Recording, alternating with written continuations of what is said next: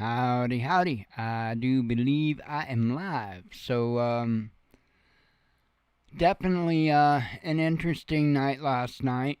As I predicted would happen, um, Putin put on a display of sorts of shock and awe, and that's exactly what I was expecting that he would be doing.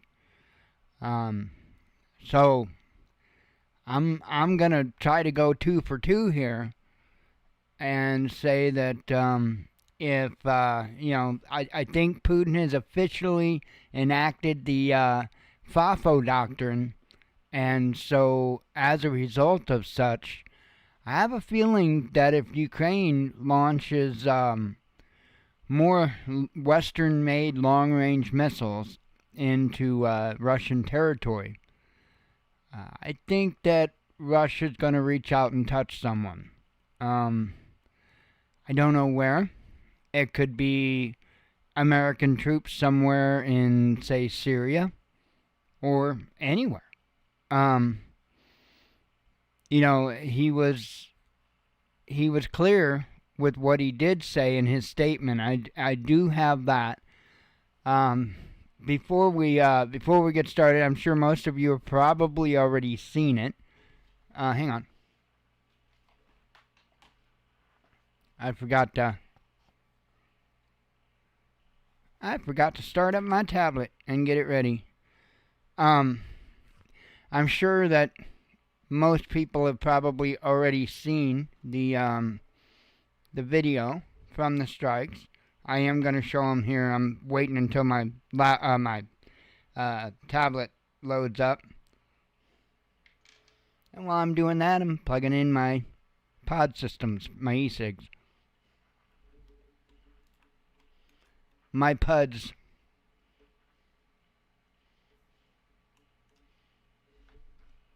I used to call pods PUDs because, well, if you know, you know. I'm just saying they're a little more sissy than the full-size box mods.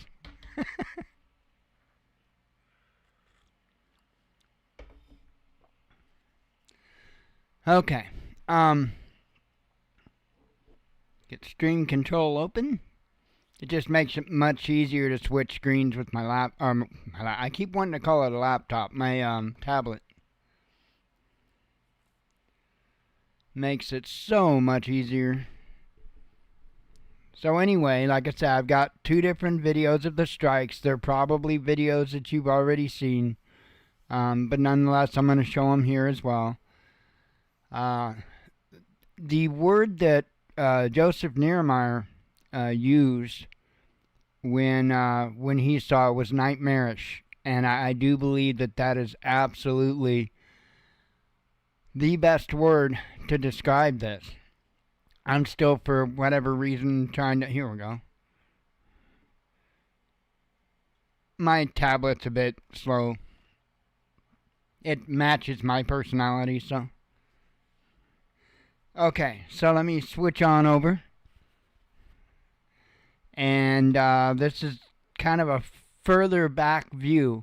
It looks like, to me, like there's like, I'll try counting them, but I think it's like 5.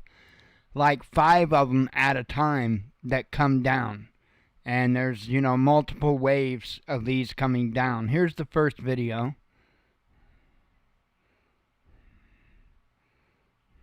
I mean, that is just insane. Absolutely mind-blowing. Okay, and then we have the second video here, which is a little closer up.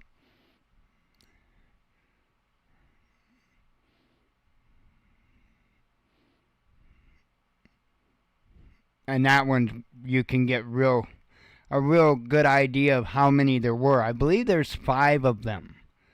And it's like, yikes, That's absolutely crazy. Yeah, I see 5 there. I mean, that's just absolutely crazy.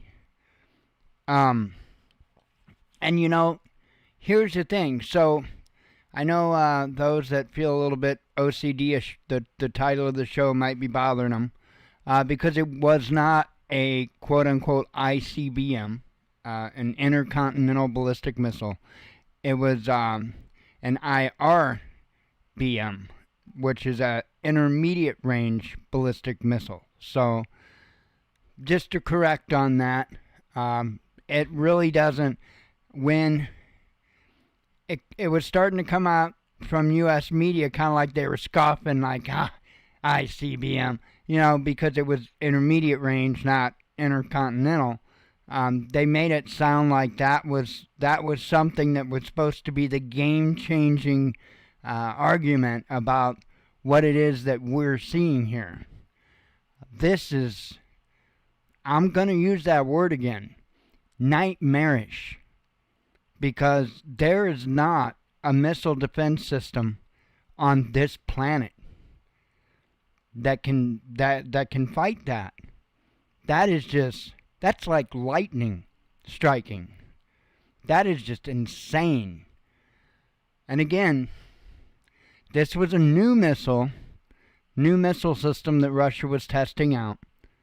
And it works. Hypersonic missile system. It's not a long-range system. Again, it's intermediate range. And, this is as a result. I wasn't a super big fan when Trump got out of the INF treaty. And this is why. Because this is what the INF treaty prevented from countries making, building, and potentially using. So this is, again, there was no payload, okay? They did have the MIRV, like the MIRV payload, I guess it was, but there was no warheads. It was I guess, just weights that simulated the warhead, but they were like totally, I don't know if I want to use the word benign here, but there wasn't nothing there. It was like dummy warhead, more or less. But if that even would have had conventional weapons on it, that would have been insane. So my guess is like I said, if Ukraine continues to poke the bear, I think Putin's going to hit us. And when I say us, I don't necessarily mean the United States. I mean the West. Because who knows? Now, at this point, Germany and Italy has not given the go-ahead for Ukraine to use their long-range weapons. At least the last of my knowledge, they haven't gave the go-ahead. So I would say that would probably rule out Germany and Italy. The rebel, absolutely. He said he thinks that they've got mad weaponry. They're too confident and calm. They have serious weaponry. Both sides do. The United States as well has things that would just have your jaw dropping open, that the public have never seen, and some of it, probably the only time you've ever heard of it would be in some type of a science fiction book or something, especially along the lines of directed energy weapons and stuff like that. However, I don't know how much they have as far as in production of this high-tech weaponry, and I think that one of their issues was powering such high-energy devices. So I don't know how much they have ready to go, but I do know that they have some pretty crazy stuff. Russia does too. We all do. It's and I say we all, but I'm talking about the bigger countries, China, United States, Great Britain, the larger countries that have the money to dabble in some of this technology have it, and it's not talked about, it's not discussed, and I would venture to say that even very, very few U.S. troops probably know about most of it, because it's just kept under that much wraps. There's a lot of black projects, if you will. But that doesn't, none of that changes where we sit today.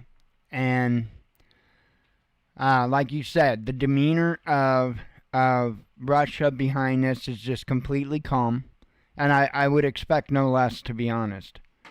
And I think he's absolutely serious. I really do. Now, let me grab a sip of coffee here. Amidst all of this nonsense, I can't believe this.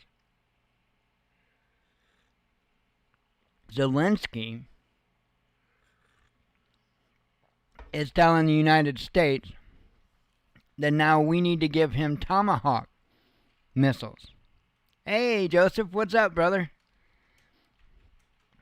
He's saying that we need to give them Tomahawk missiles now, which would obviously further escalate the situation. And I don't know, man. I have a feeling the United States are probably going to do it. I have a feeling that aside from putting boots on the ground, and I'm apprehensively saying that, at least for the moment, I think as far as material support, aside from actual nuclear weapons, I have a feeling that the Biden administration is going to open up the coffers and give Zelensky about anything. I have no idea. That's the article I have here.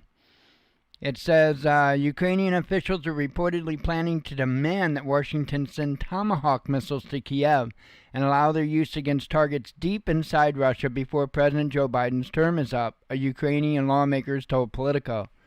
Tomahawk cruise missiles, which entered service in the U.S. in the 1980s, have a range of up to 2,500 kilometers, 7 times that of the ATACMS missiles. But here's the thing. I don't think that they would ever successfully be able to launch a Tomahawk 2,500 kilometers into Russia. That's kind of old technology, I think, for that. Unless I'm missing something. It says earlier this week, several media outlets reported that the White House had authorized the use of ATACMS, and it goes into the history of that nonsense. I don't know. It doesn't make much sense to me because it's old technology. I don't think it would help them. I mean, I really don't think much of anything aside from nuclear weapons would actually help Ukraine. I think they're pretty screwed.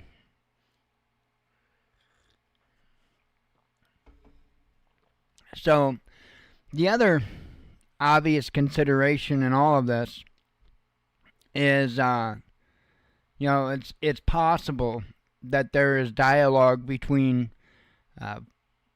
Trump and Putin, and maybe there's a little bit of a bumper put in place ahead of time, as long as the United States doesn't cross, insane red lines. Yeah, see, that's what I'm saying. They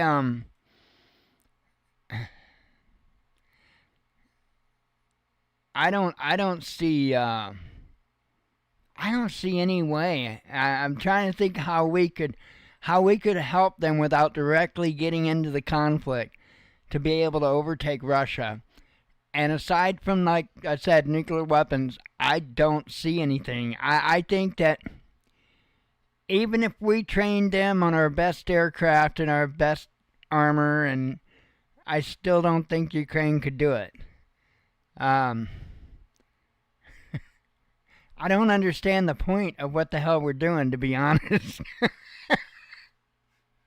I felt that way pretty much the entire damn time. It's like, this is dumb. Um, I'm not saying that, oh, Russia's unstoppable or anything like that, but fighting them like this sure the hell isn't going to stop them, and it's really not going to hurt them financially so much, especially when we're printing the money to do every damn thing we're doing.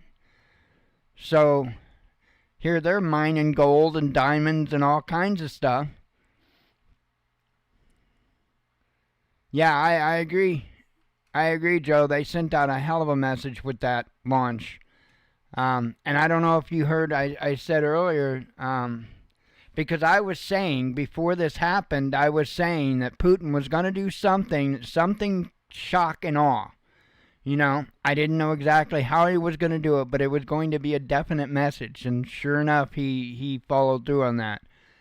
My next prediction is if the U.S., not the, yeah, the U.S., but if Ukraine makes another strike into Russia, I have a feeling that Putin's very likely going to consider troops, just like he said, outside of Ukrainian borders, a base outside of Ukrainian borders. Now, I don't know if that might be Syria, U.S. troops in Syria, or whether they might hit a base that's in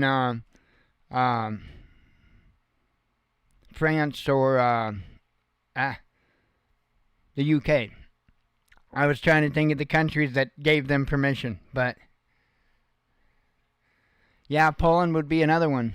And actually probably the most likely because of its location. It would certainly be the easiest for them to pull off, and Poland's undoubtedly helped them the entire way. So yeah, it's kind of crazy. Now, in his speech, I do have that too.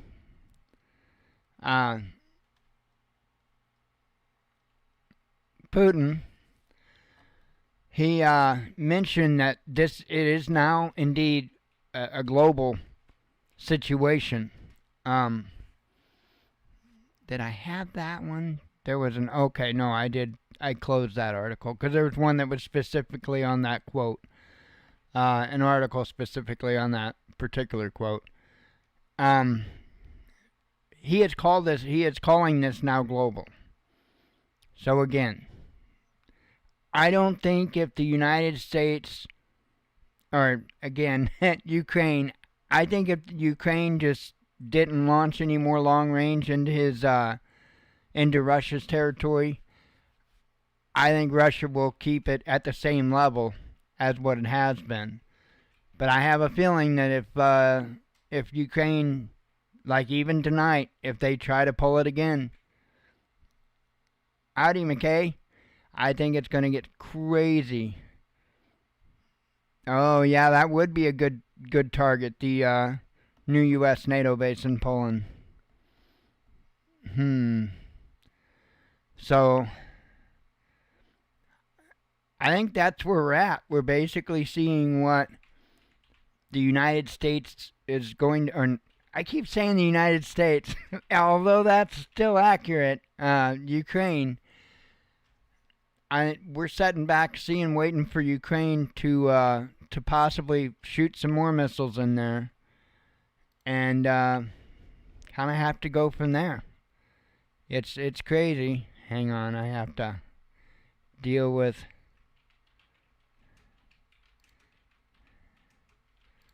Let's see. Remove post and ban author. Got somebody trying to scam in our town's Facebook group, so I hit those as quickly as I can. Alright, done with that.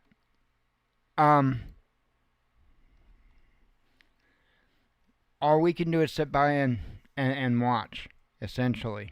See what happens. Like I told everybody, I'm going to continue to say it. It's not a time to freak out. It's a time to be concerned. It's a time to be ready. It's a time to have your poop in a group. But that in no means, or in no way means that we should be worried, that we should be scared. Yeah. Let's see. Your number should still be in Skype. Let me pull up Skype real quick.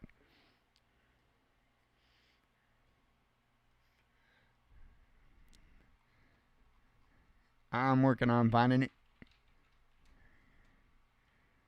There it be.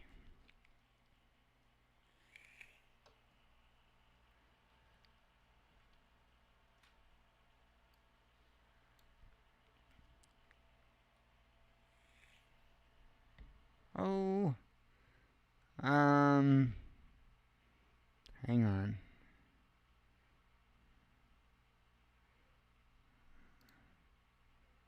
No, I don't want no meetings. Oh, I see. Hang on.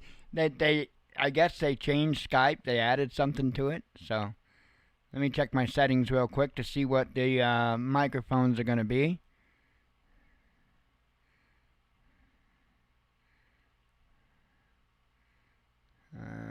Okay. All right. You could hear me last time, so I'm assuming you're going to be able to hear me this time. Let me close this, and you should be... Yeah, I've got your number in here. You want me to just give you a call on your phone?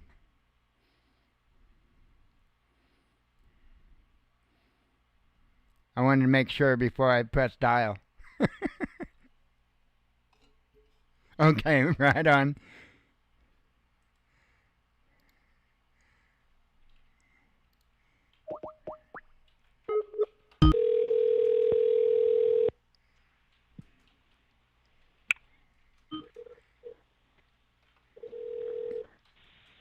Hello, Mike. Hey, how you doing? Good. Thanks for having me. You're welcome. I got a lot to say about what you're talking about right now, and I just cannot type fast. Right on. Yep. I got you muted on YouTube, so are we coming through okay? Oh, yeah, we're fine. Yep. Okay. What happened last night was we knew that was going to go down. We knew that missile was prepped, armed, and ready to go. What we didn't know was the payload. This was a test of the response of the Biden administration to a potential nuclear strike on Ukraine. And we did not respond, Mike. Nothing. We did nothing. They did not know what was on top, what warheads were on top, if they were inert, if they were conventional, or if they were thermonuclear. We had no idea, and we wouldn't know until they detonated.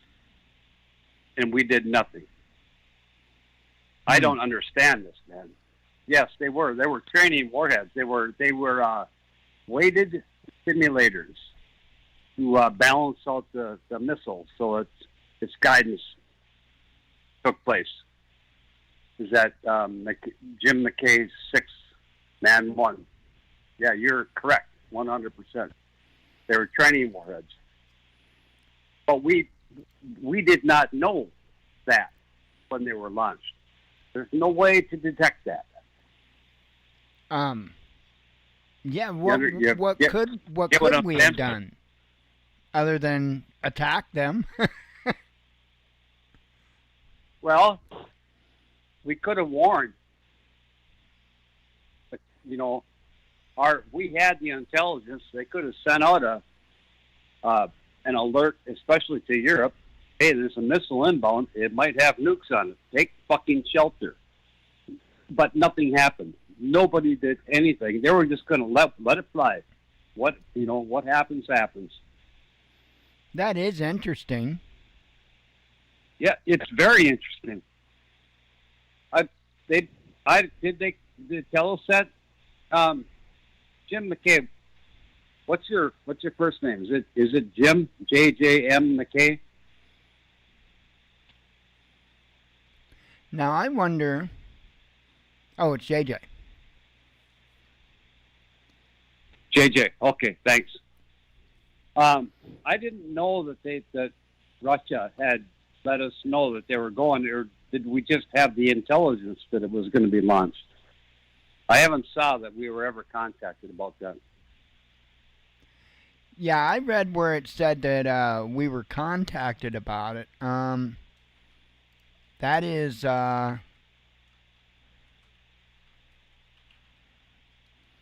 let's see. I've got it in one of these articles here.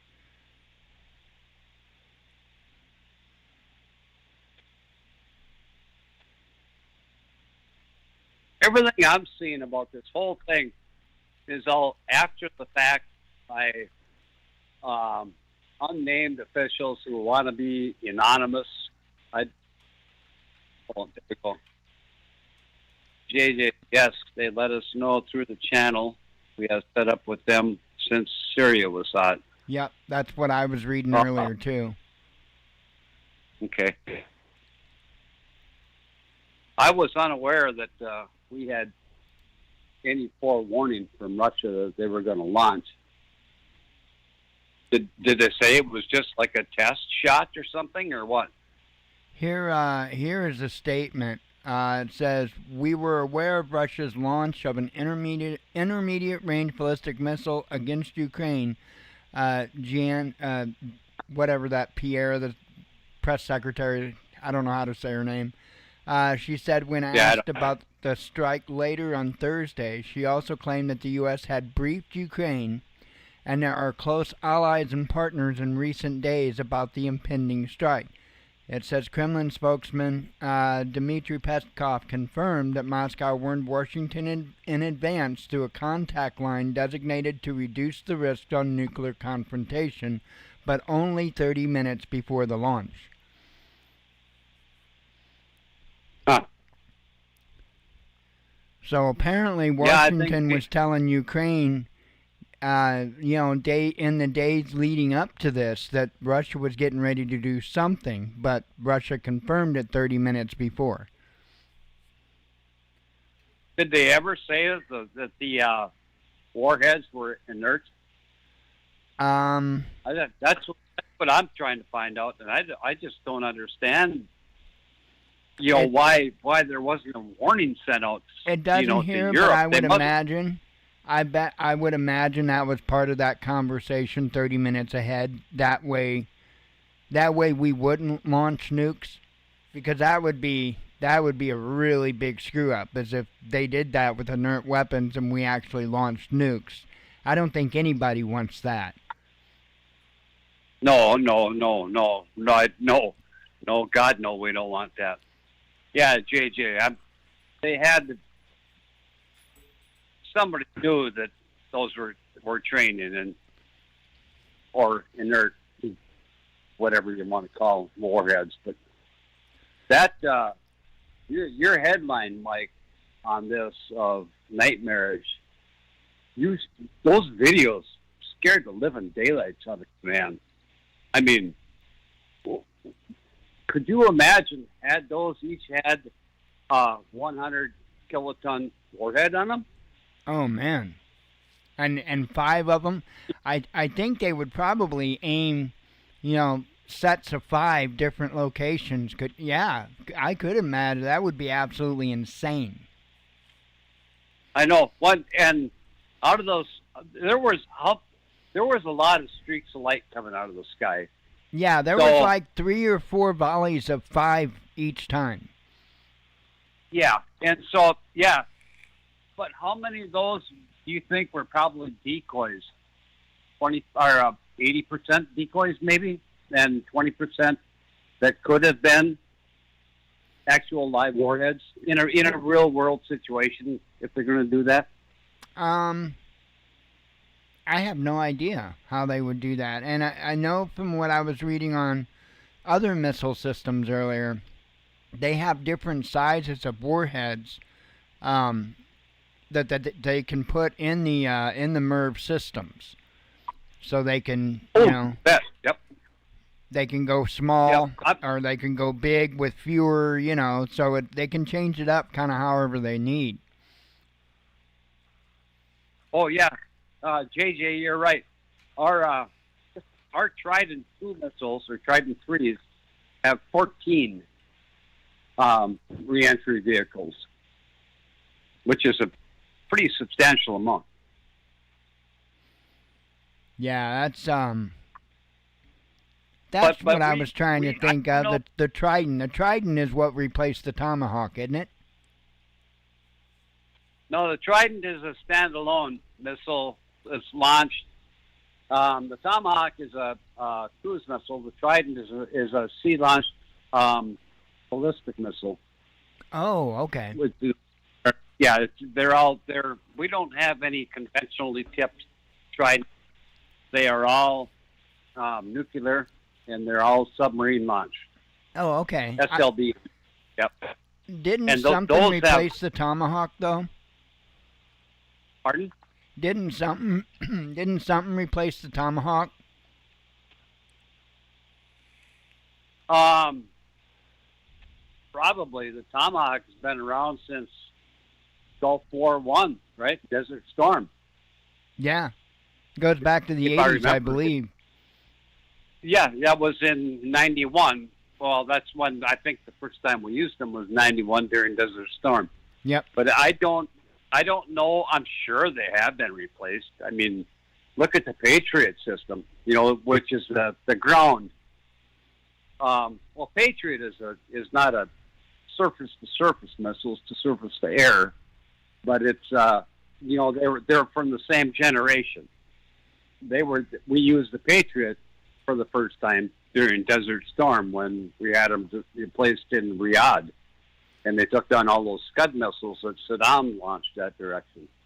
Do you remember watching that stuff on television, Mike, when that went down? Oh, absolutely. It was incredible to see a missile hit another missile. I have never saw it. There's your picture right there. Yeah. That I'm watching right now. Now there's 5 impacts, right, in your still shot. Yep, and there were several here. Let me back it up and I'll play it. There were several volleys of that. 1. Yeah, I think 2 volleys of 5. Now there's 5. Oh, there's 6. 3, 2, 5. Wasn't there 6? Let me check. 1, 2, Bunch. 3, 4, 5, 6. That makes 30 of those damn things. Oh, well, yeah. JJ's saying 14, but that was 6 volleys that it looked like had 5 each. I don't know if the United States has a medium, what they're calling, what Russia used, a medium-range ballistic missile that can carry that many multiple reentry vehicles. I thought that the max fleet we had was 14. I don't know. I'm not. I can't. I don't have that information. It's all classified, but yeah, there's JJ. Maybe 15. They'd come fast. He's right. Yeah, they very fast. I don't think the U.S. has really put out any information at all as to what they've been working for as far as like intermediate range and stuff. I know they have been, but of course they haven't came out and publicly said anything because, well, I mean, I don't think a lot of people expected Russia to do this or have this. To be honest, this is pretty insane. Oh. They took the world by surprise, I think, last night. JJ says 3 stacks of multiple reentry vehicles, 3 stacks of 5. That's a very capable weapon system. Man, if you think about it, because they launched those entry vehicles just, if I'm not mistaken, just before they re-enter the atmosphere. And they attain a speed of, I believe, up to 3,700 miles per hour each warhead, hypersonic. Yeah, well, I think it's beyond hypersonic. I'm not That's sure insane. I'm not sure what classifies as hypersonic, but I know that they can't be touched. They're just too fast. Mach 10. And I don't is that think hypersonic? I think it's still considered hypersonic, yeah. And I don't even think our THAAD system can intercept it before it launches its payload. I'm pretty sure our THAAD system is useless. Yeah, I don't. Yeah, what was the one I was just thinking about in my mind here? That which one did you just mention, Mike? THAAD, that's the one that gets the intercontinental THAAD, ballistic yeah. missiles. Yeah. Yeah, the terminal high altitude. Yep, yeah. Well, that one shoots allegedly hits them in space before they're supposed to launch their vehicles. And yeah, I don't know how that could ever catch them, but maybe it could. But it can't hit the vehicles once they're released. They're just Oh going no, too not fast. even remotely. But these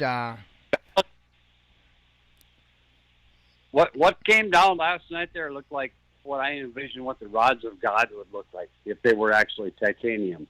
yeah. That or some type of directed energy.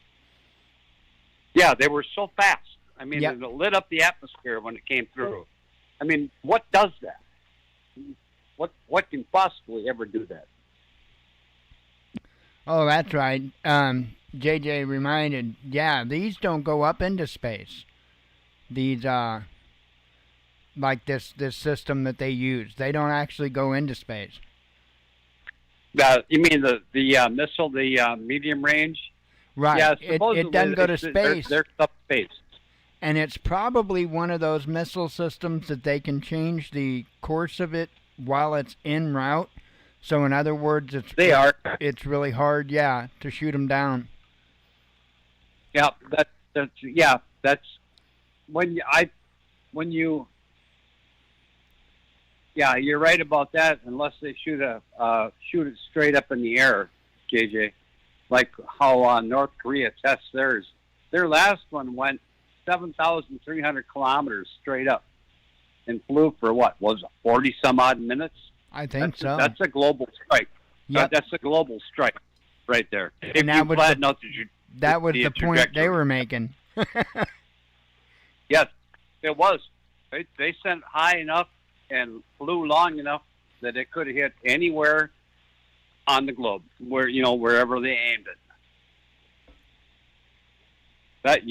JJ, that cloud was lit up. That was spooky, scary. When I saw I got up this morning at like 3:40 a.m. and that was my headline on my news that I follow. I watch. I don't watch. I read Zero Hedge. Is where I get a lot of my news. Look at that. Steve, that is just.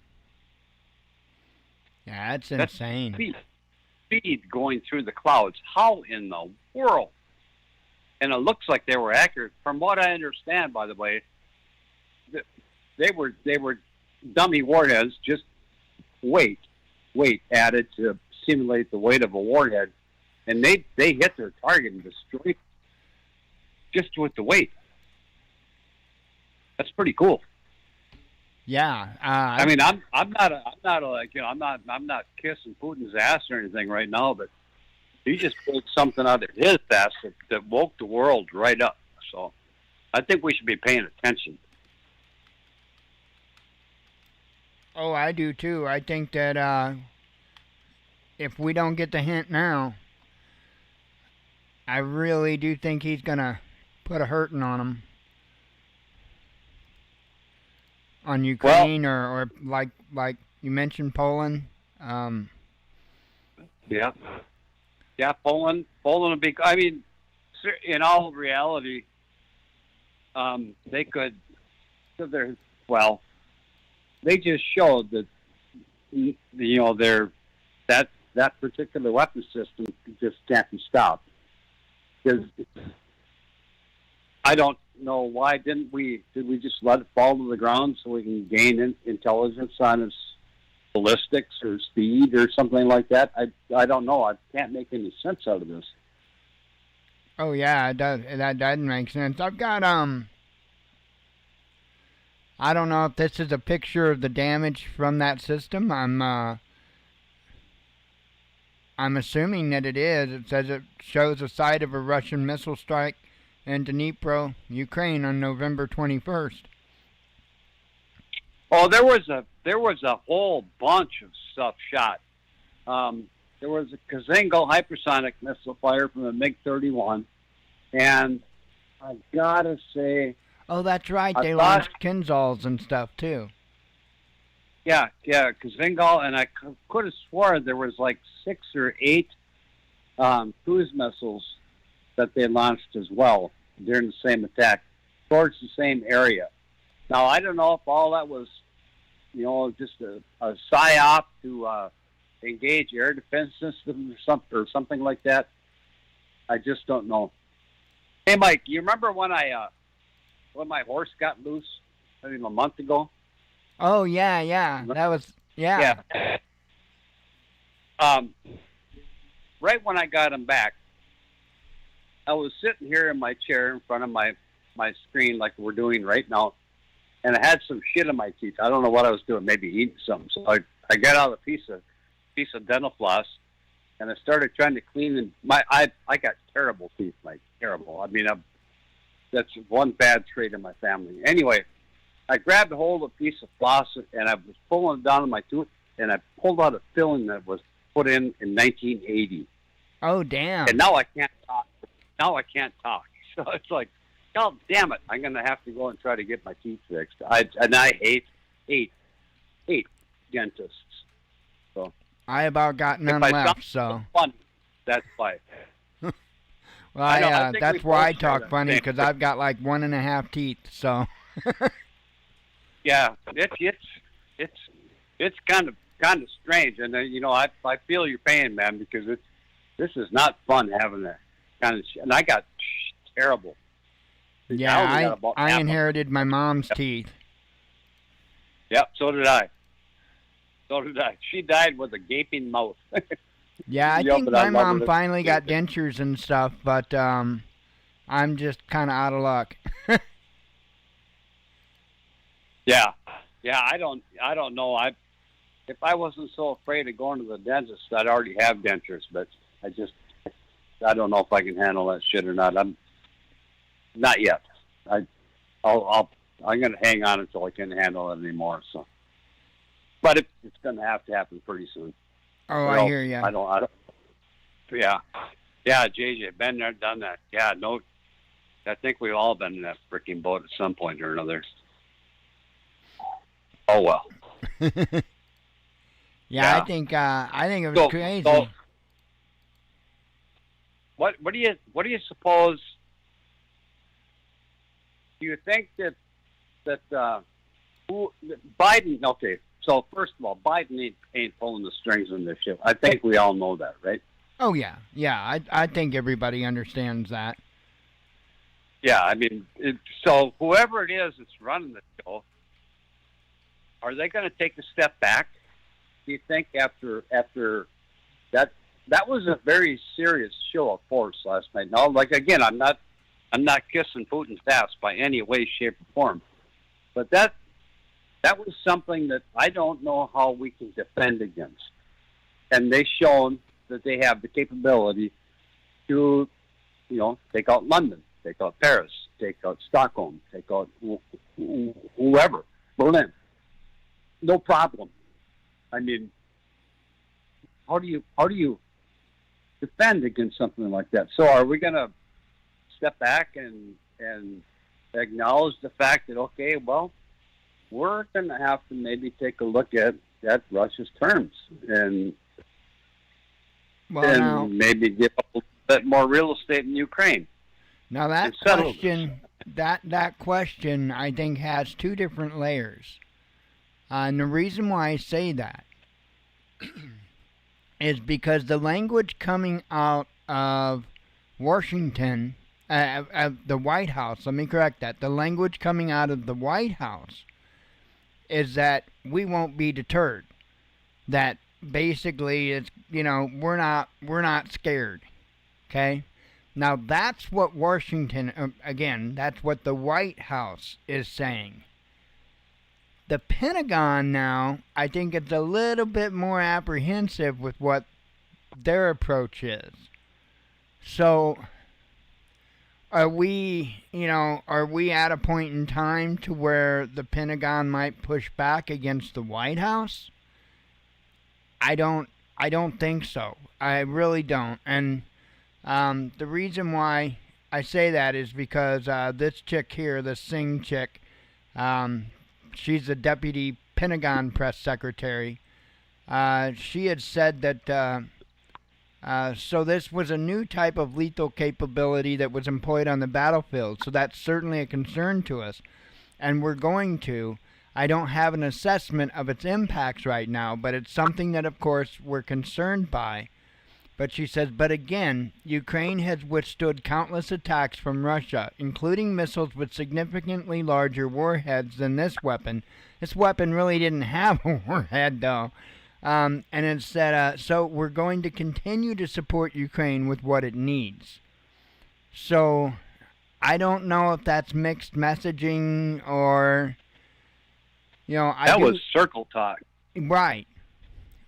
So I have a feeling that if Ukraine's willing to put their nation on the line and lives of other nations, I think they'll push forward. I don't think that's gonna, because I'm looking at motive and intent here, and the motive and intent that I see is the military-industrial complex, because we all know Biden's not making the decisions. If Trump gets in, unless we're all being complete total sheep and the wool pull over our eyes, if Trump gets in, that's bad news for the military-industrial complex. So yes, it is. It's either they do it now or they don't. And I'm looking at the motive and the intent, and they both tell me that they will continue to push Ukraine to do this stuff, to try to get us involved. I think he just popped out. Hang on. Let me find the right box here. He did. Let me try calling him back real quick. It's ringing. Lost you there. Hey, there you are. Yeah, I'm back. Yeah, I think, I don't know what happened. I don't know either. It just kind of popped off. I think sometimes the stupid Skype does that. I think it's probably on my end, Mike. I live in a bit of a valley, and if there's a little, when I use my phone, I gotta be Wi-Fi connected. Uh-huh. And if I'm not, then my phone drops the calls. And if I lose my Wi-Fi or just the data signal, and I've got just a very crappy DSL connection from my internet, that's all I got out here. I don't have satellite, I don't have cable, I don't have fiber optic, I don't have nothing high tech. Oh, that's wow. why I can't have screens like you got on your screen, because I don't have the bandwidth for it. So. Wow, sounds like I you wish need I did, but Starlink. then again, I'm happy. Anyway, yeah, that I understand. I think I understand why Russia did what they did. I think they wanted to say, "Hey, look, we're getting to the point of, and pardon my language, but fuck around and find out." Yeah, I think that's exactly where we're at. Yeah, we got shit that you can't stop, and if you want to continue sending U.S. weapons fired by NATO troops targeted by U.S. satellites, well, we're going to respond in kind. But and I don't know. You do know ultimately what all this means, right? What's that? You know ultimately what all this means, right? Oh, God, I wish I knew, Mike. I really wish I knew. You need to get book 3 done within the next week or so. Oh, I should have had it done a week ago. Oh, that. Yeah.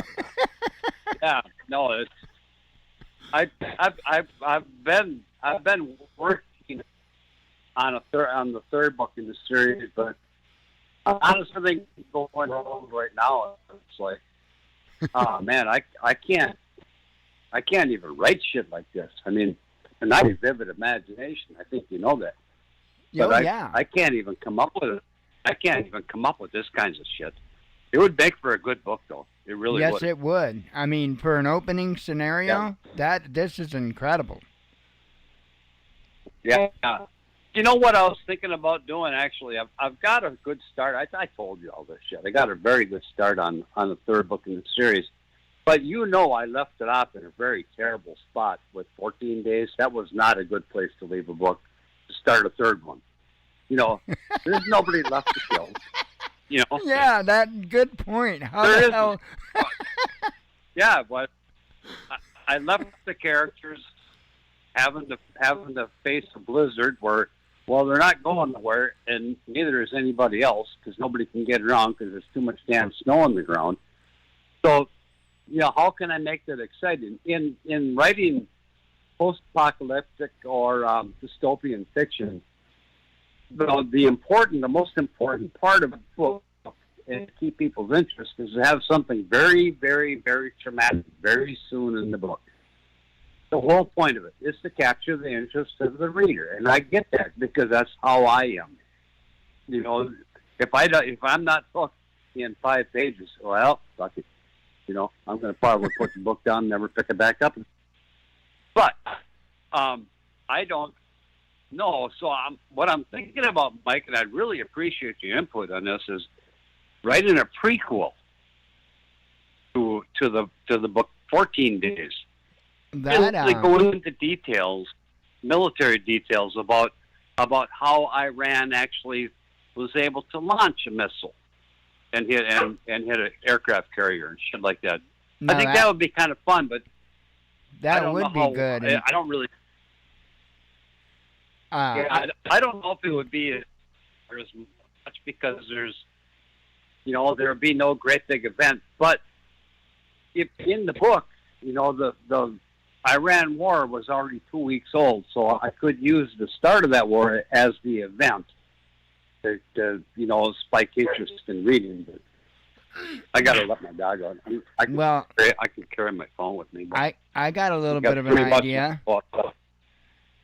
I got a little bit of an idea. You could literally write what's happened here, and then have the plot that Russia gave Iran one to use against Israel, but instead they used it against the United States. Oh. Uh-huh. I like that. I like that a lot. And by the way, all with this. JJ, that was my rogue Iranian. Uh-huh. Yeah, my rogue Iranian naval commander that touched one off that nobody knew about. That would do it. Right on. JJ, just so you know, this is Joseph Niermeyer. He's the one that's got, I don't know if your series actually has a name, but he wrote the book 7 Days and 14 Days. So, you might want to check those out on Amazon. Man, they are insane good. He might already be out though, because I know he said he had to take a shepherd out. I'm still here. Can you hear me? Oh, okay. Yeah, I hear you. I was talking about JJ, but he's still there too. Okay, yeah, I brought. Yeah, I got all 3 dogs outside. I just walked on the deck for a minute. My Wi-Fi apparently still works out here, so that's good. I had a big internet issue here not too long ago but my driveway, I think I told you this, Mike, it's 500 feet long, and all it got is not 500 feet, 900 feet. And, we lost the internet for like 4 or 5 days. And I used my phone as a hotspot, and we got no cell service. So it was shitty. We didn't get, I got nothing done. I couldn't even open my laptop to write with because I couldn't get any connection because I used Grammarly, which is stored in the cloud. So I was screwed. So anyway, I called the phone company, And the dude came out the next day, and way up the road, about 1,000 feet away, is one of them boxes that come out of the ground. And he said, "Yeah, no problem, man. The mice just went up and chewed a bunch of your wires. No sweat. Got her fixed up." And it works. So I'm back in action again, but I don't think it's at 100%. So I got to be careful about how far away I walk from the router. Right. If that makes sense. Oh yeah, no, I use a Quest 2 VR headset, and we got a small house, but the living room is on the exact opposite end of the house as what the router is. And believe me, I can tell, because there's a little bit of lag with the concrete walls in between. Oh yeah. Yeah, if I got a pretty decent router, but I haven't really tested it out to see how far away I can get anymore, because I moved it all around. You know, I'm like you, Mike. I troubleshot the whole thing before I even called the company. You know, I eliminated the process of elimination by going through and working my way until I got to the point where the phone wire comes into the house. And I plugged my modem directly into that box outside. And it still didn't work. So I knew it wasn't on my end. Right. And it all worked anyway. So I'm sorry about that, you guys. I know that, JJ is listening. Gangster Giggles. I don't know who you are. I don't know if I know you. I'm Joe. Gangster Giggles is my girlfriend. Oh. Yeah, she's sitting about 4 feet away from me. Here, I'll smack her. Nice. I'm proud of you. I'm kidding.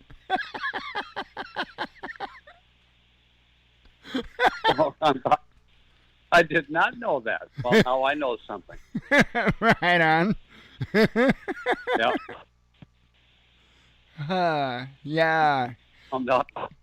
So, well, what do you think, Joe? What do you think? How do you see this scenario playing out? What's the question again, Mike? From where we're sitting at currently, where do you see this going? Do you think Ukraine will continue to do deep strikes into Russia, and what do you think Russia will do? I think that personally, I think that there's going to be no more deep shots into Russia from Ukraine. I think that that was a wake-up call, and after Russia realigned their nuclear doctrine, you're aware of that. Well, I know you are because we've talked about it. But that they have clarified, they've changed their doctrine to allow themselves to respond to a non-nuclear attack with nuclear weapons. So I think that this is probably going to be it. I think that, why we are still uploading them with billions of dollars worth of equipment is beyond me, because that's just, I'll just come out and say it.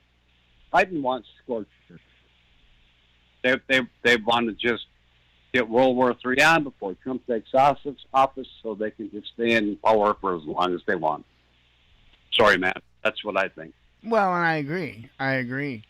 Yeah, I don't like that idea, but there, JJ, he's right.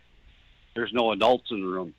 No, there really aren't. They're only people that want to profit, and we all know every war is a banker's war. That's just sadly the way it is. Yep. When was the last time somebody didn't make money off the war? The Civil War, maybe in the United States, maybe. And there's still people that made money.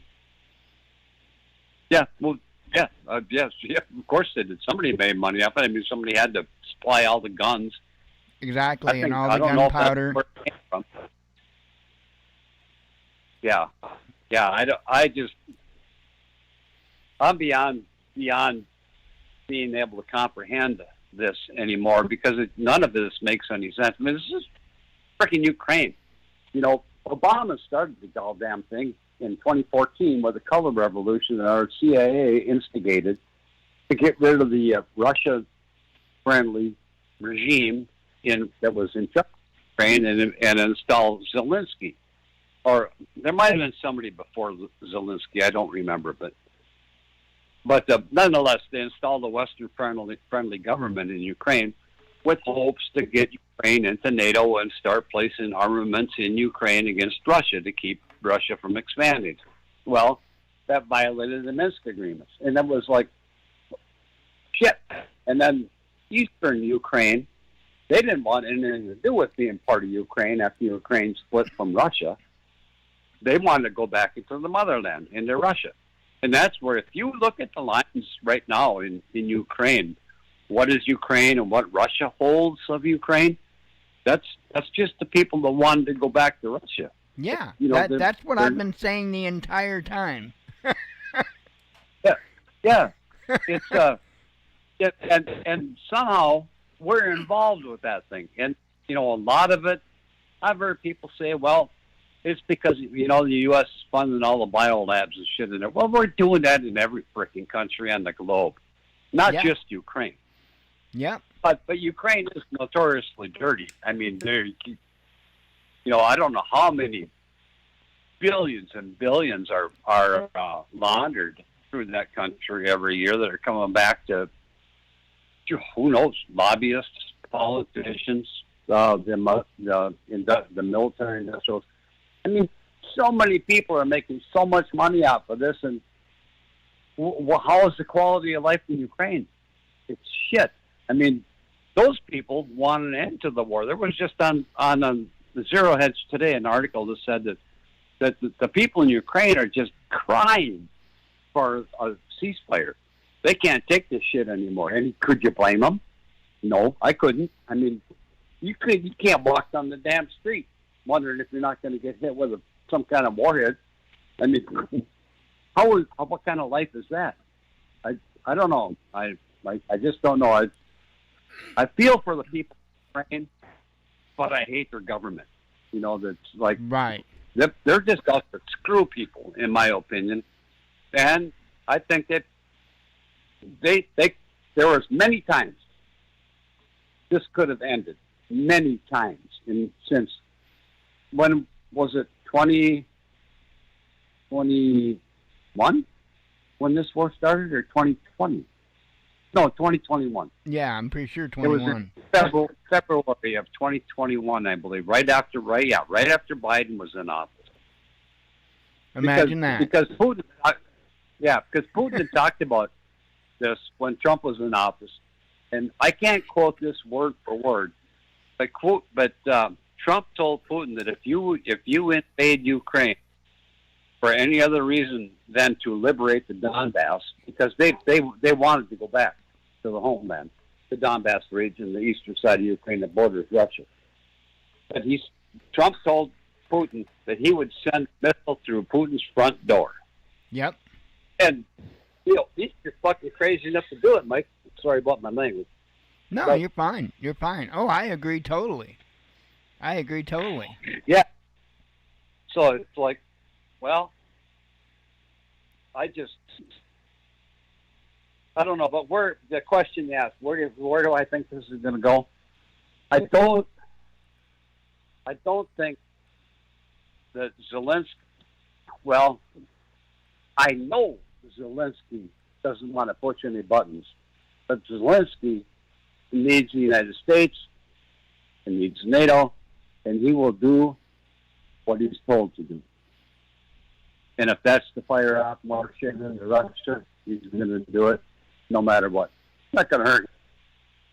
He ain't going to die. He'll be in a bunker somewhere. But, the country's going to go to shit, and I think that next time Russia might throw a few warheads on top of one of those brand new missiles they just showed off yesterday. So maybe not nukes, but maybe some pretty intense conventional warheads, and take out what's left of Ukraine's grid. Can you imagine what that would do to a power station here and there? Oh man, I don't know how you would survive that. I don't think you would. I mean, that looks fairly accurate if you ask me. I mean, all those flashes in the sky came down, I would say, in a pretty good grid pattern. Yeah, So, they were nicely spaced. Uh-oh. Yeah, it was, yeah. Which one was that? The dog bark? Yeah. That was Hardy. Okay. Easy. I let him in. The door is close to the bedroom, so I'll walk let him in so he'll go barking. Oh, no, that was fine. I was just wondering which one it was. Yep, that was Harley. He's a good boy. That is so awesome, reading your books and knowing you, and it's like the dogs are there, it's awesome. I know, it's not like an autobiography or anything like that, but you got to have a baseline to start. Something to be able to keep the story going. So besides making up characters, you got to have something a little bit more formidable, something that's relatable. And right. So yeah, half the characters in both of the books were based off of real people that I actually know. Names are changed, places are changed, but the people are, they live and exist, and it's fun. I mean, I could have, like Luke, the character Luke in those books, is my real son. His name is Luke. And, his girlfriend is Amy. My wife's name is Kate. But, my name is not JT. It's Joe. Right. So, but the character, you got to have something in the base of a character off of. And sometimes you just got to make up that shit. I mean, you can do it, but it's going to become very obvious that, yeah, and yours though, because of the life that you live and how you intertwine that in the books, that is one of the parts that makes it so real. Because, my long time ago, I was in a county police station. And the sheriff looked at me and said, "You can't bullshit a bullshitter." And oh, yep. And I knew exactly what he meant. And I was actually being honest with him, but I understood his position and why he felt the way he did. And that always stuck with me because I'm one of those people that I can sniff it out. And so there have been so many books that I have started and had to put down just because you could tell the person didn't actually know a damn thing about what they were talking about. Oh, yeah, correct. Exactly. I'm a lot like you are, Mike. I mean, I've done I'm not bragging here. I've just done a lot of shit in my life. And I've learned a lot of hard lessons. Some came easy, some, not so easy. But I've learned a lot, and I still, to this day, I live that lifestyle of, taking care of myself. I'm not going to say I'm like a survivalist, really, but I'm a very diehard prepper. I mean, I got all kinds of cool shit, that I could use, and I do use, just because I can. And all this stuff will work if I can live here perfectly fine without grid power. I don't need it. I like it. Don't get me wrong. I mean, I love having, they will flip a light switch and turn shit on, but I can do that without having a freaking power company. So, yeah. So we're very much alike when it comes to those kinds of things. Everything I do, I work on, fix myself. I don't need help. I can figure it out. So. I love when you the part, and I shouldn't be ruining too much, but the part that involved your ultralight airplane in the book. Oh yeah, yeah. That's very real. So you're gonna go out there before it happens and get that thing going and fly it? It's ready to roll. Oh, is it? Right now. Yeah, all I got to do is put the wings on. Oh, sweet. Seriously. They're on a rack in the barn. Everything is, yep. And the prop is off. That's hanging off in the shed on a couple of big hooks. Brand new propeller, actually. When's the last time you've flown it? What's that? When's the last time you've flown it? Oh, I don't know, a couple of years ago, I suppose. Oh, okay. I get out and about. My east pasture, which is the runway in the books, the fence lines have overgrown pretty hard. And I could still fly it. I mean, there's enough room to, sideways, but it's getting a little skinny. But what I do is I have a 14-foot trailer that I can tow with my truck, and the last couple times I went out with it, I don't like being around people. I don't do that. But I got a couple of my lifelong farmer friends that live about 4 or 5 miles away to the east of me, and they've got a half-mile sections of crop fields that are planted in soybeans. Well, those soybean fields, when they plant them, after they plant them, they roll them perfectly flat, like a mirror flat. Right. So they can harvest the crop without getting a bunch of dirt in it, because soybeans, you got to cut the stems away right close to the ground when you harvest the soybeans. It is a perfect freaking runway, Mike.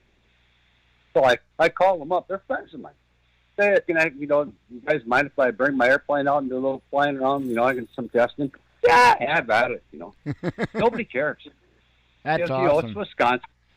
Yeah, it is. I don't like going to.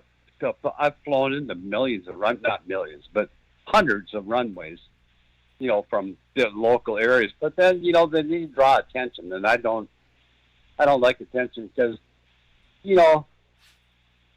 not exactly what I do. That it's borderline legal, borderline, and I'm going to say I'm on the other side of the border when I say borderline. Right. And I don't really want to go to jail or anything like that or get fined by the FAA. So I stay away from people and crowds. So I do all my shit kind of secretly, like a lot of other stuff I do. What engine's that got on it? It's got a Rotex 477. It's an aircraft. Model. That's I believe like a 30 horse, right? 30, 34 or something. Very strong engine. It redlines out at about 8,000 RPMs. I got the cruise RPMs are about 5,800, which gives a cruising speed with that ultralight at about 50 miles an hour of airspeed. Okay. Which is plenty fast. Yeah. My American Aerolites Falcon had the massive Rotax 277. Ooh, that's a good motor. The little bitty 28 horsepower single cylinder. Mm-hmm. Yep. My first ultralight, and that was my favorite airplane, by the way. It had a Cuyuna 177. Just a tiny little motor on it. But the airplane, the whole airframe, with the engine installed and the empty gas can, only weighed 171 pounds. Oh, wow. I mean, that was only 10 pounds more than I weighed at the time.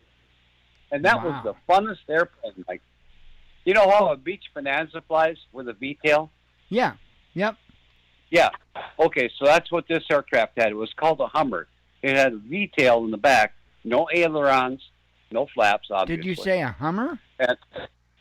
Yeah, that's the name of it. Hummer. Hummer. Okay, there was another one, too. I can't think of the name of it, but there was another aircraft with that. Well, it's an inverted V-tail, though. Was yours inverted? No, mine was not inverted. It was a vertical V-tail. Really, okay, there's one that's inverted V-tail, and it's got two little bitty engines on it. It's a twin engine. I can't think of the name of it. I've seen that one. I've never seen one in person. I saw pictures of it. Okay, if you Google the Hummer one, the one that comes up on Google, the first one that will show up is a red one, orangish red. Uh-huh. That is actually the one that I own. Oh, wow.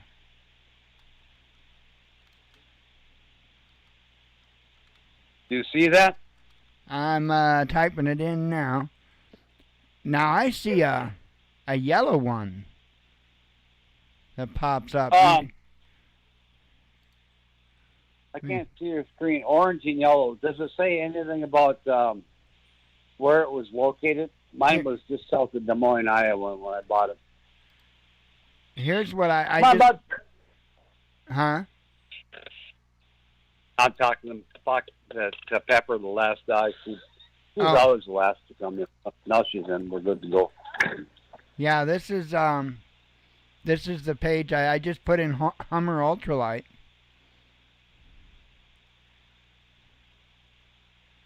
Okay. I can't. The only thing I see is that F-35 on your screen. Huh? That's weird. I should be outputting. Oh, I bet you're far back. You got to be far back.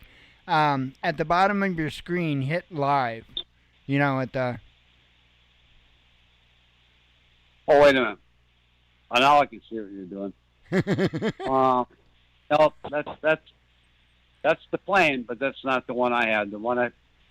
That's the same plane. It's got a pusher prop on it, but it's not the color of the one I had.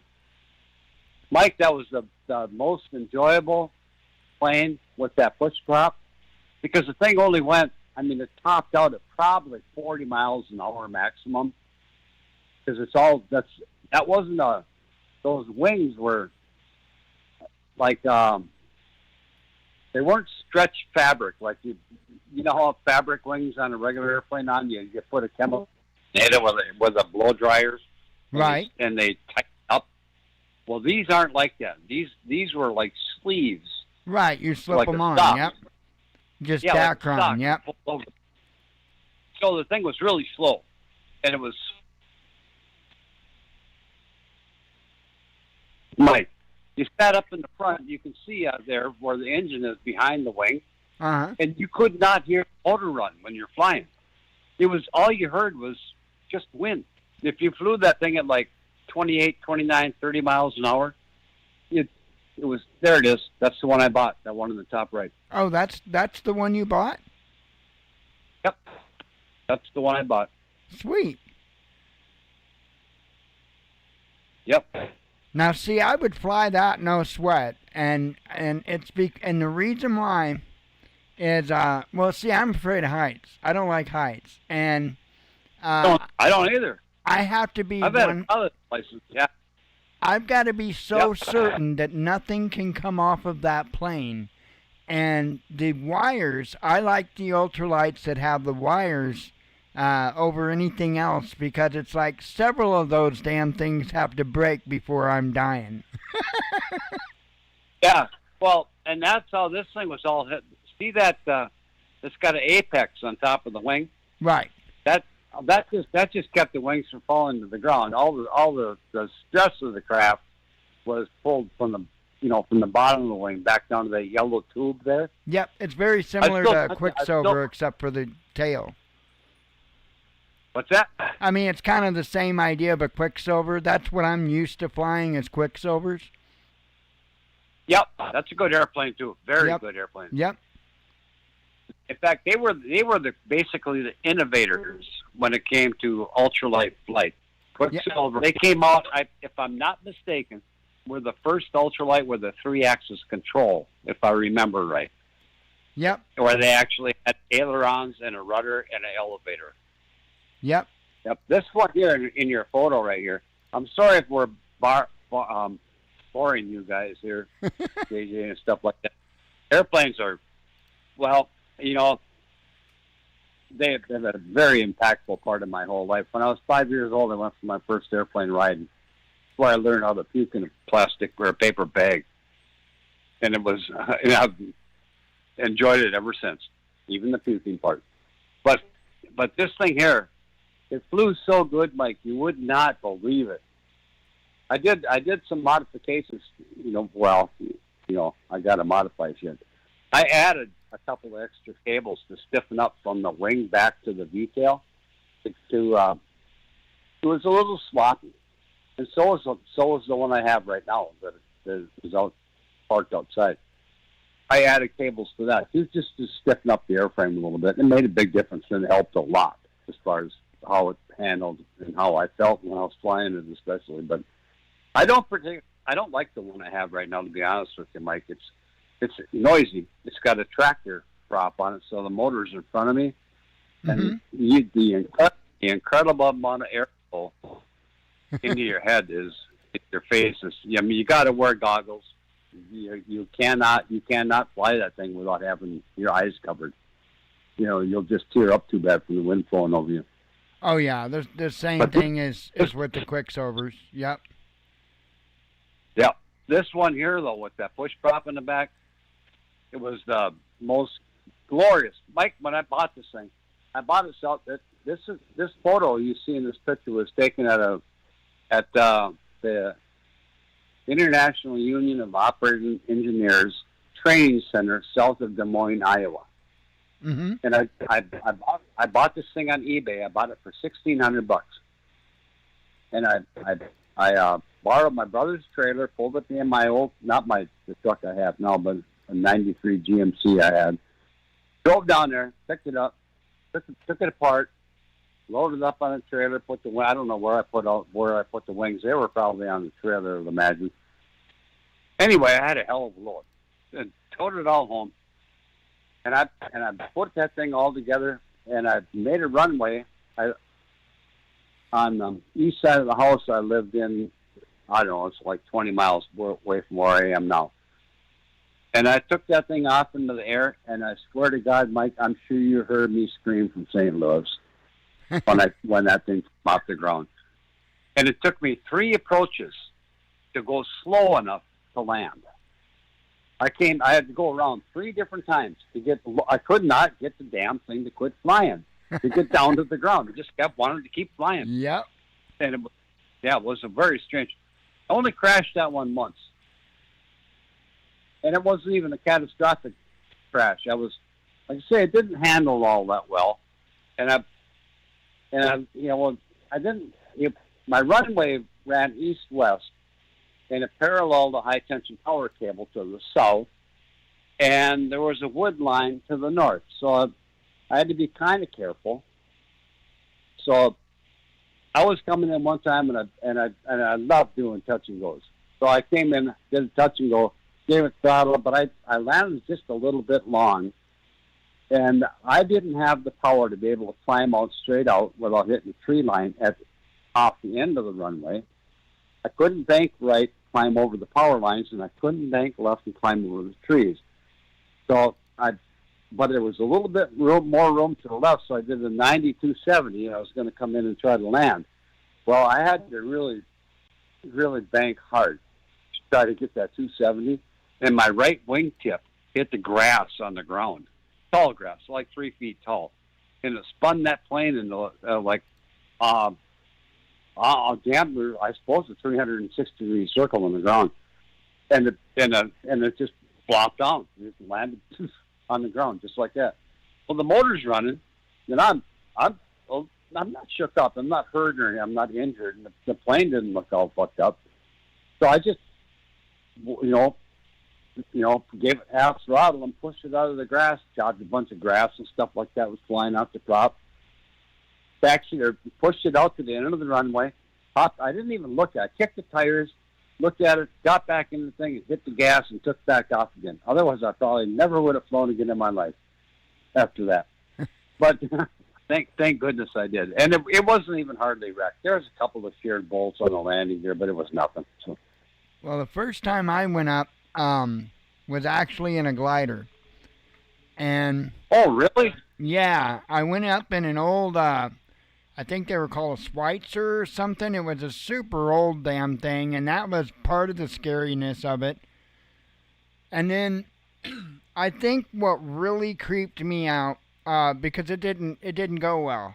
The guy told me, because he knew I was afraid of heights, he was like, so we got to get up to a certain altitude before I can do anything, before I can cut loose and go back and land or anything. He goes, I will tell you when we reach that point and you can make the call whether you want me to pull off and just go land or whether you're good for the flight.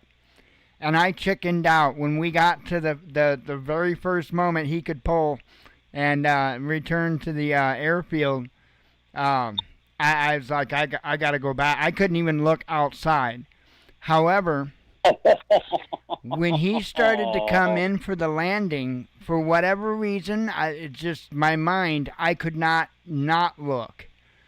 And so I was watching as we were coming in to land, and it was the absolute most coolest thing I ever experienced. And so I was kind of stuck. Well, that was the first place. It was a little glider port that I went out to check out first, and I knew about this little ultralight airfield, and so I went out there. It was several weekends later. I went out to this ultralight airfield, and got to talking to the guy out there that owned the place, and he goes, "You ever been in an ultralight?" And I said no, and I told him the story about the glider and told him I'm afraid of heights, and he's like, well, the good thing about an ultralight is it's got an engine.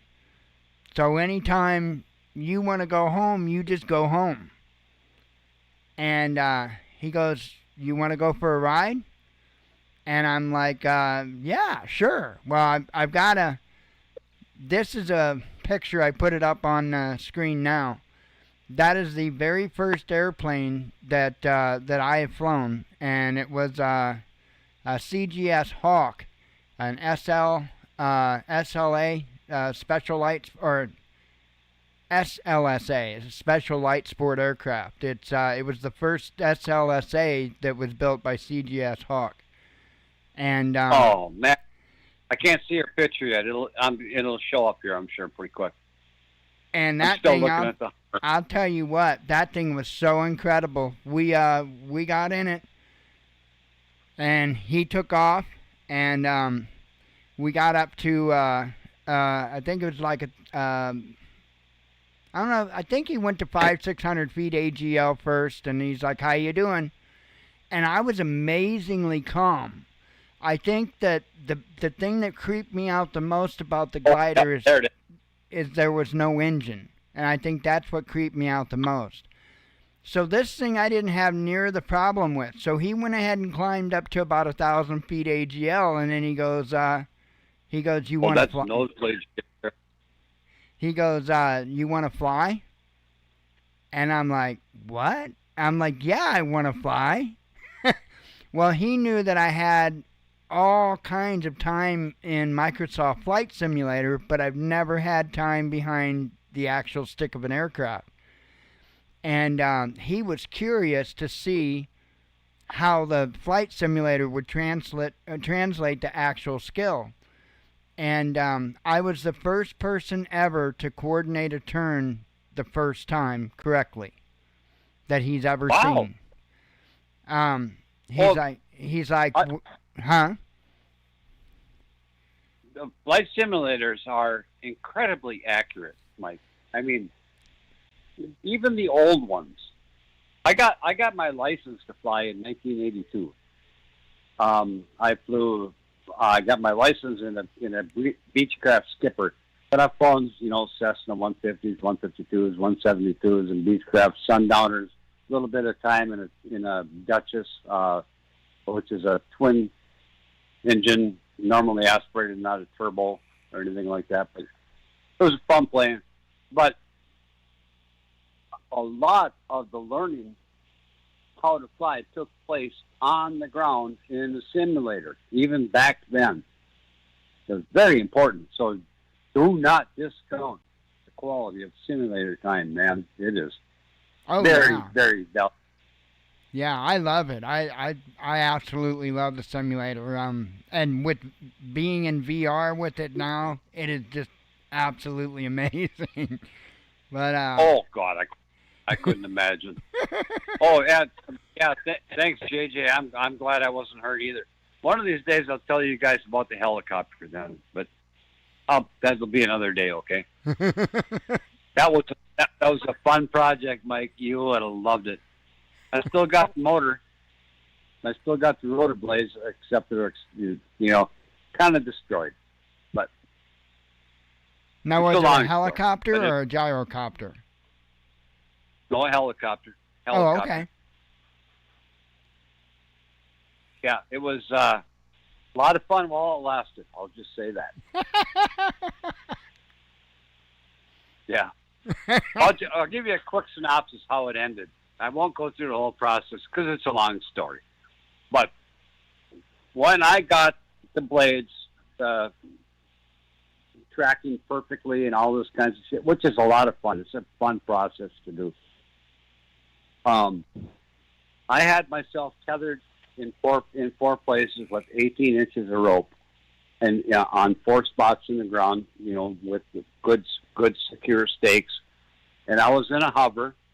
The first time I had ever hovered, and the thing held perfectly. Like, it was just phenomenal. It was like a magical feeling to hover on the ground. And I had a rotor RPM of 500 RPM and 24 RPM on the tail rotors. Everything was absolutely spotlessly perfect. And I heard a bang. It was an up. I put the collective down, put the bird back on the ground, and shut the engine off. It had a spin over clutch, so the rotor would just keep spinning after the engine was dead. I didn't know what was wrong. I looked back and only had one tail rotor on, a 2-blade tail rotor blade, hub. I only had one rotor was on there. Oh, wow. And it was dangling from a control arm. It took me 3 weeks to find the other one. It was stuck at the top of a tree 300 feet away from where I was planted. It broke off, flew up, destroyed both of my main rotor blades in the process, but the main rotor blade sent that other blade flying, 300 feet away where it landed on the top of a tree. So I saved myself, certain death by having that thing implode, 5 inches off the ground. But it was fun while it lasted. I'll say that. Yeah, yeah. I've had a great life, Mike. I really have. I'm very fortunate. But I'll tell you what. I wished I would have got into aviation when I was younger. I liked fast cars, though. Yeah. Well, I'm going to stick, a little closer to the ground, I think, now, but I will, and I've got some ideas. I would like to design my own. I've got a really good set of wings in the barn for the ultralight I have outside, but the airframe is heavy, and it's too heavy. I don't like it. It's not a good airframe. It's ugly. It's got some flaws in it. It's made out of steel, welded steel, and it wasn't a very good job, the fabrication process. So what I'm going to do, what I want to do anyway, is take my motor that I have right now. It's a very good steel Rotex motor sitting on the shelf in the shop. It's out of the weather. And it's got a 2.56 to 1 reduction unit, which is really cool. It's all gear driven. I got a belt gear reduction unit too, but this one here is gear driven. It's aircraft quality, very good thing, and a good prop. And I'm thinking about just making another push prop airplane out of my own design, kind of like what I'm looking at in your picture here, but probably without the slick canopy on top of it. Mm-hmm. Something like that, anyway. You could always put a radial engine in your Corvette. I love the sound, but I don't know if I got room for that. Maybe if I could. I got that Corvette is put away. I put that thing away. I think last Sunday. I got it all covered and tucked away for the winter with mothballs or dryer sheets. In there to keep the mice out. We'll see how that works. I hope it works, but we'll see. That's a fun little car too. You'd appreciate that one. Yeah. Oh, I love vets. Yeah. JJ, we don't heal as fast as we used to. No, sir. Good Lord, we do. Oh, I can throw my back out wiping my ass right now. So it's yeah, and two wheels. Yeah, I still got a motorcycle myself.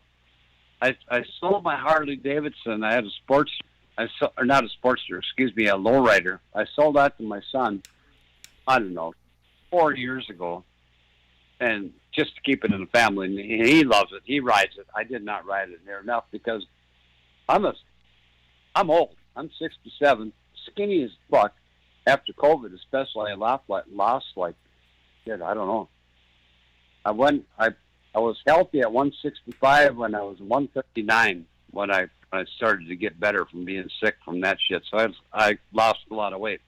Well, long story short, I couldn't hold my freaking motorcycle up anymore at a stop sign. You know, if there was something weird under my foot or something, I just couldn't hold it up. So I sold it to my son, and he had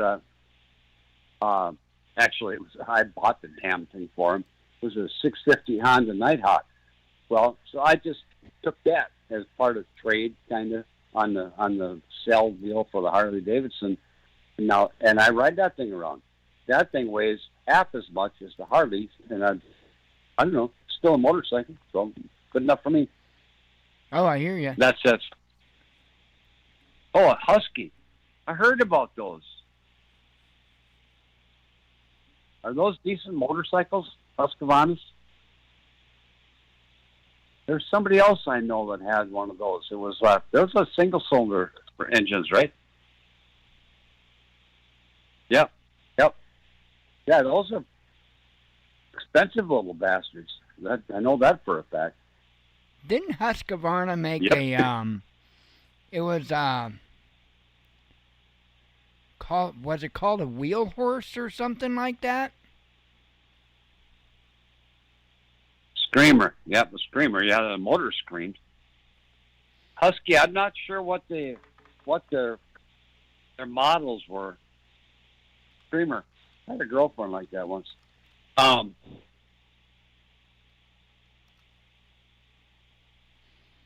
Yeah, tons of torque. Yeah, that's a hell of a. That's good motors. Actually, I understood the TOPRQUE just fine. I don't think my vision is as good as it should be either anymore, but I still read torque, even though I don't know what that actually spelled.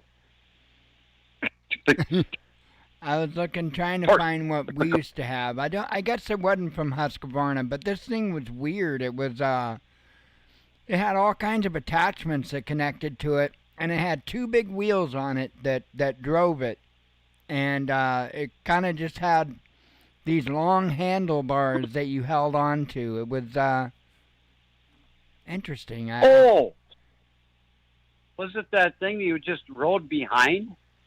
Yeah, I believe so. Dad didn't have most of the stuff for it, the attachments for it, so we didn't use it like you were supposed to. Yeah. There was one of my friends had something. I don't know if it was made by Husqvarna or not, but it was like it had a very small snowmobile track on it, and it's like rototiller handles. Yeah, that's what this was, but it had two it had tractor tires. Yeah, I told you.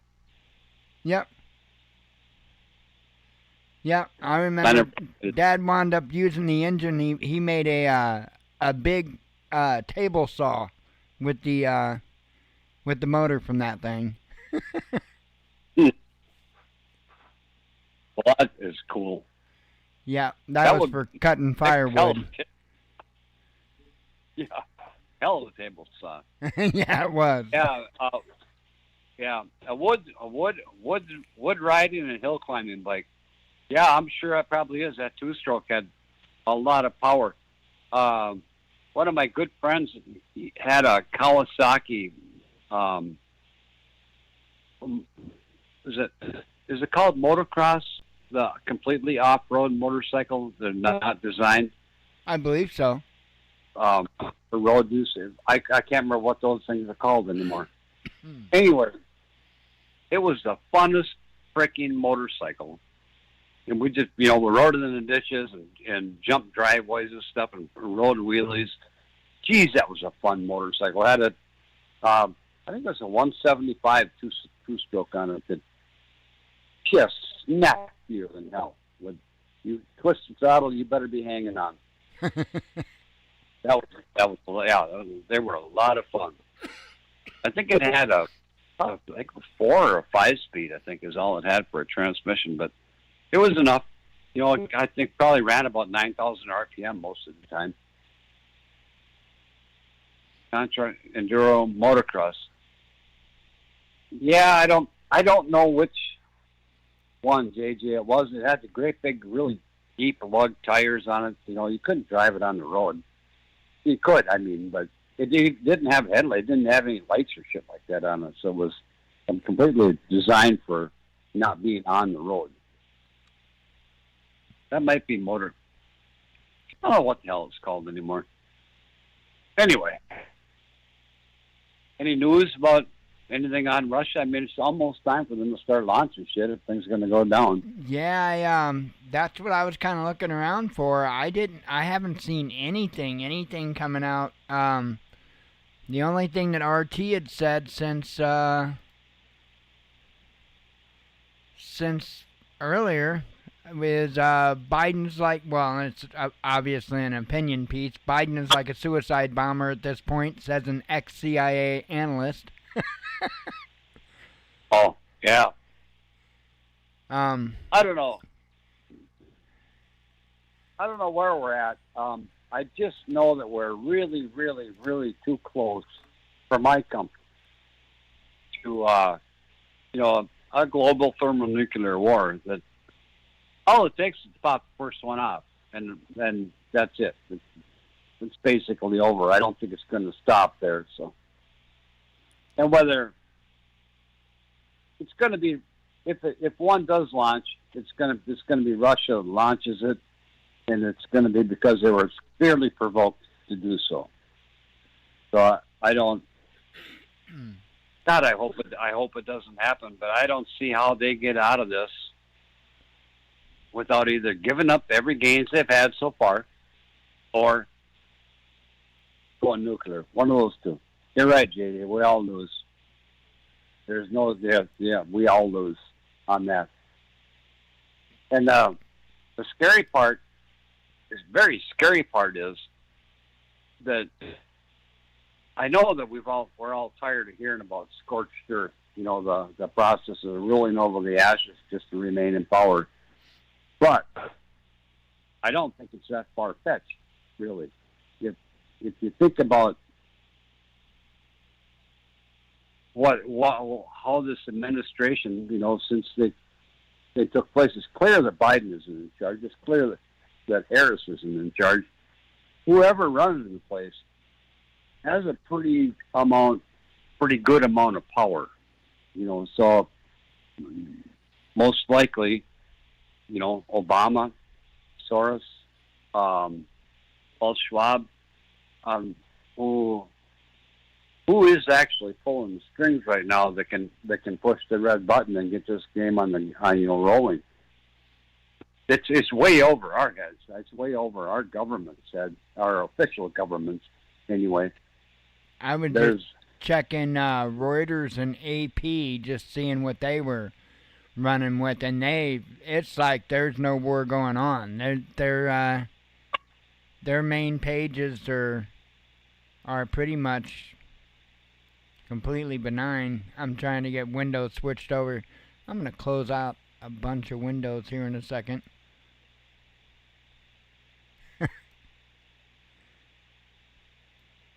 My computer's screaming, going, "Don't open more windows." Yeah, well, that's life.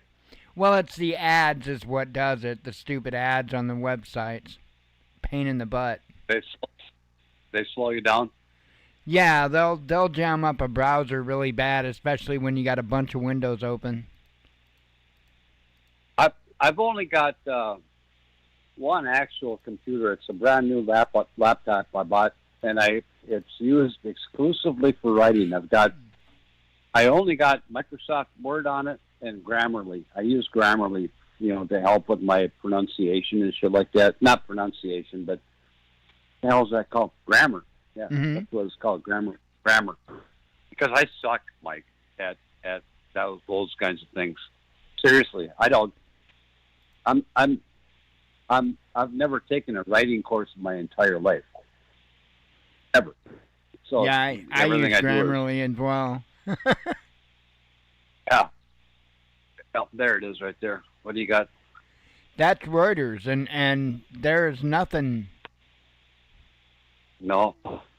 About it on Reuters, and then AP is just the same.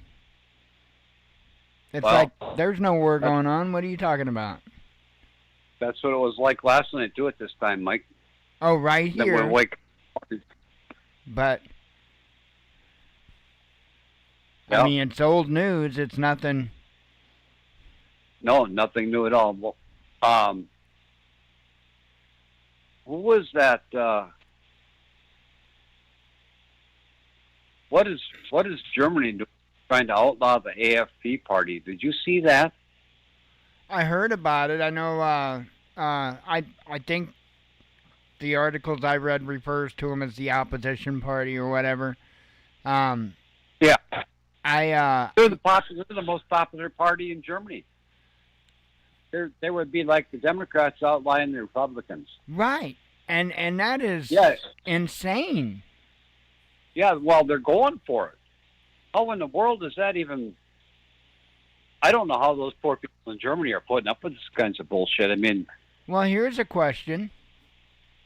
Are they using the same claims as what the U.S. media kept repeating, that, the only way to save democracy was to vote for Kamala? Are they doing the same thing over there? Well, yeah, they're democracy. They don't want. Right, Germany is a very strange. Well, that's very strange country. That's what they were doing here to try to convince people to vote against Trump because he's a threat to our democracy. And so I was just wondering if that was one of their claims they were using as to why they had to ban this other opposition party, because they were, I didn't know if that was one of the claims or not, that they're a threat to democracy. They're a threat to the establishment. Right. Just the same way as that Trump is a threat to. I understand that. I was kind of what I was trying to do was compare the two and see if they kind of lined up the way the United States was doing it or trying to do it, and because pretty much if Kamala would have got in, you would have. I bet you that they would have tried outlawing Republicans. I'll bet. Yeah, they would have. Yeah, it would have been a uniparty. Yep, we would have been all over as far as the two-party system. It would have been a one-party system. We've gained a 4-year reprieve from that so far. I mean, and I'm fine with banning all parties. Well, but, yeah, the best person wins. Yep. I think we better have a clear difference in people. Yeah. Not 5 different people that all want the same thing. Of the two-party system, but somehow we got to remain a constitutional republic. I don't know how we do that without opposing parties, but we got to get rid of somehow reorganize the basis of the Republican Party and the Democratic Party. Right now they're so far apart that they can't agree. The people say there's bipartisanship. No, there ain't. There's there's lobby money paying off people to vote a certain direction. That has nothing to do with bipartisanship. We're so fucking corrupt right now, Mike. I don't know. I don't know. I don't know. I mean, I think I think they could just do away with parties, because I think people would be more apt to actually listen to what the politicians say, because a lot of times they don't these days. And I think people would be more apt to actually listen to what the politicians say, to know what they stand for. Because now, there's a lot of people that vote by color. You're right. And JJ's right there, his last comment there. When they say democracy, they mean bureaucracy. Right. And that's correct. Yeah, the bureaucracy is what we were just talking about just earlier about who's running the country, because it's not Biden, it's not Harris. It's the bureaucracy that's running the country right now in this lame duck session.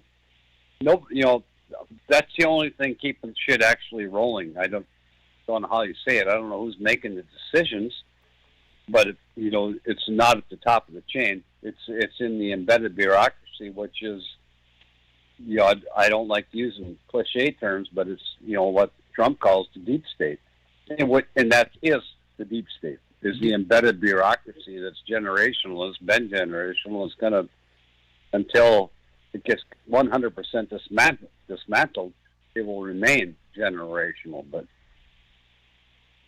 anyway, that is so frustrating to see. That we were so close. If Trump could have got 4 more years in 2020, half that shit would have been torn apart by now. But now we're back at square one again. We'll see. I think that if we make it, Mike, I don't know what the odds are, but if we make it to January 20th and the administration begins and Trump isn't assassinated and we're not nuked to death and all that kinds of shit, that we got a good chance. He's got a good chance, and the country's got a good chance of getting back on track, I think. And I think that the rewards that we see from proper fiscal leadership, from getting away from social spending. I'm not talking about Social Security. I'm not talking about Medicare. Those are things that those are our programs, and we paid into them, so we're entitled to those. Those are things that we all agreed to. There are things we did not agree to. That is covering health benefits for illegal immigrants and sex changes for prisoners. This kinds of stuff is not. That was never in the picture.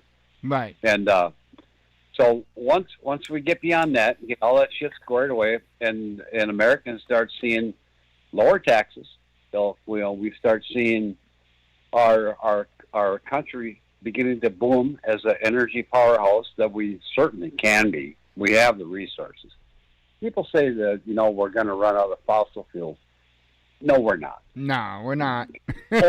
Oil is not fossil fuels. Oil is caused from decomposing detritus that continually replenishes itself over and over and over again. We're making more oil than we're using. Yep. That's just life, but you can't hear that. Fossil fuels was a term brought up by, who the hell was that? It was a fear tactic. The term fossil fuels was created to induce fear in people that we're going to run out of oil because we're going to run out of dead dinosaurs. Right. Well, right. I remember being taught that. Yeah, I don't remember who in the. I used to know that shit off the top of my head, but now I don't know what it is or who said that. It was. God, when was that? Oh, well, it doesn't matter. It'll come to me probably tomorrow or maybe the day after. Who knows? Have you ever heard of a guy that went by the name of John Teeter? Peter? John Teeter, he claimed that he was a time traveler. Have you heard about that guy? Oh, I have. Man, so there's a guy on YouTube, goes by the name JSnip4, and he did a 4-part video. And he basically went over the John Teeter story. And I'll tell you what, there were enough things that this John Teeter had said throughout the course of his whatever. He would type on forums, I guess, online. And throughout the course of his correspondence, he talked about certain things that were to come. And he had gotten so many things accurate, it's unreal. And he does talk about a nuclear war. And there were some key things that he said about right before the war started. And one of those things was when he referred to the United States president, he said he or she. And when he was questioned by that, what do you mean he or she? He said that, well, I'm not really certain. There was some kind of confusion as to who was president. And so I have to look at that when I look. I mean, he's gotten so many other things right, and from his claims, I guess that the nuclear war starts right around that time. Well, I don't know. But in all fairness, he also claimed that the Olympics would be canceled, and that didn't happen. So, in all fairness. Yeah. Well, so far. Well, that's true. I guess they still have the Summer Olympics, don't they? And I think that is in Russia or something, ain't it? Yeah, and you know this particular term right now is not over, and you know, between now and January 20th, we may have a she president. Yeah. Do you think they'll do that? Seriously. Yeah. I mean, I'd say the odds are 50-50. Okay. You know, yep. There's a lot of reasons why the Democrats would just really love to anoint Harris, even if for 45 days. Well, that would be historic, though. Because it would be that historic. Would be the first side piece president in the history of this country. Right. The first side piece president. That's amazing. Yeah. Yeah. We could have Montel come back and he could be the second first man or something. Yeah. Montel could be the side piece. Yeah. Yeah. I don't know how bad this could turn out, but I do not see an upside at all. No, I don't either. Of Harris. I mean, I couldn't imagine how bad things could get fucked up in that amount of time. Maybe nothing would happen, or maybe it will be obliterated in that period of time. One of those two. But we're vulnerable now. But if that happened, our pants would be around our ankles. I mean, that would be the end of us, I'm afraid. Yeah, that's just my. I tend to look at worst case scenarios before I look at the silver lining. So I'm nervous. We got 2 months to go, Joe. I know. I don't know if we're going to make it. I mean, yesterday it scared the living daylights out of me. Those videos. I mean, that was a whole new perspective. Yeah.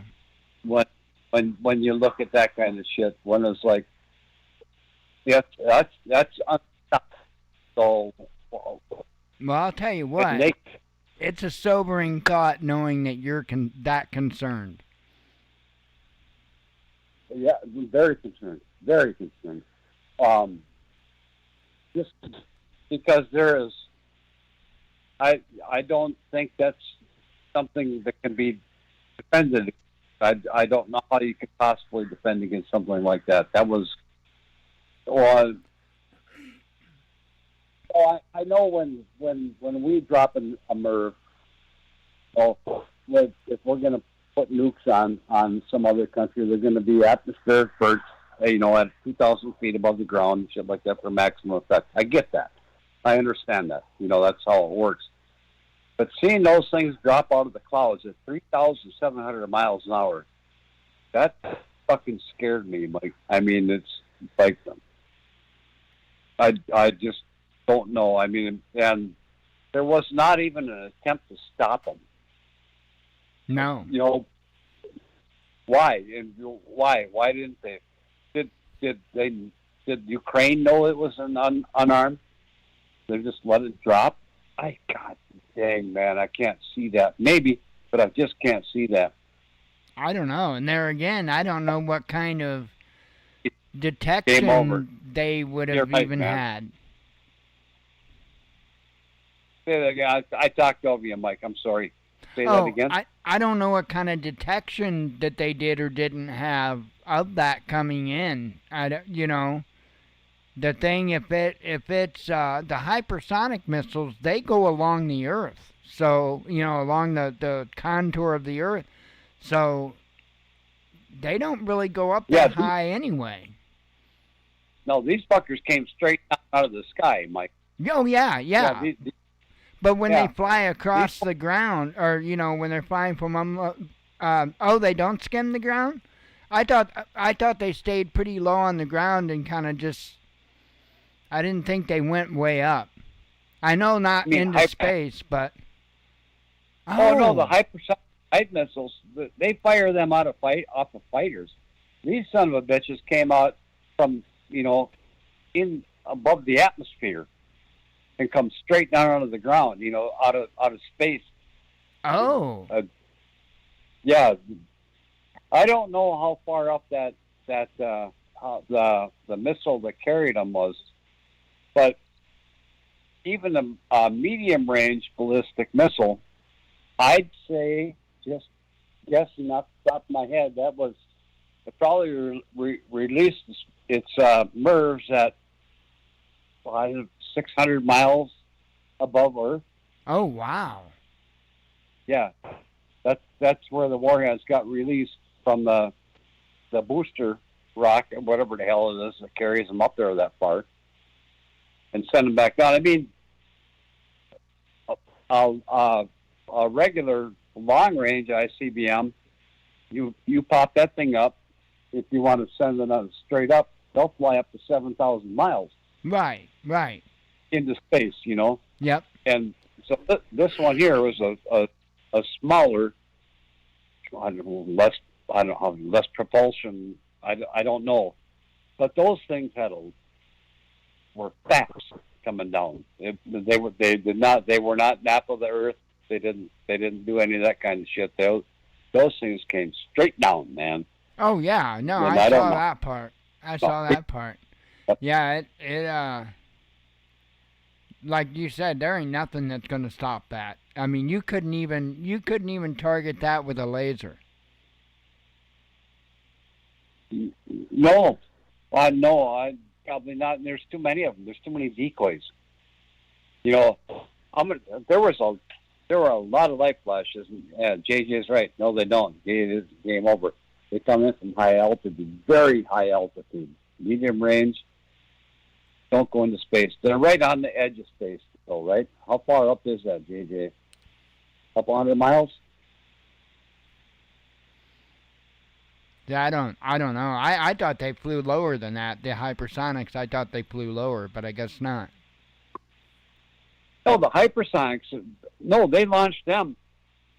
They launched a couple of those last night too. One, and they're launched from 45,000 feet. Well, that's that one. I forget what they call it. The name of it. The one that they tested, that was a hypersonic.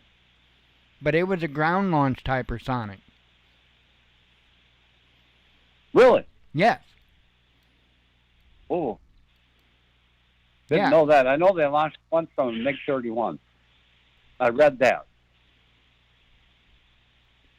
I read that.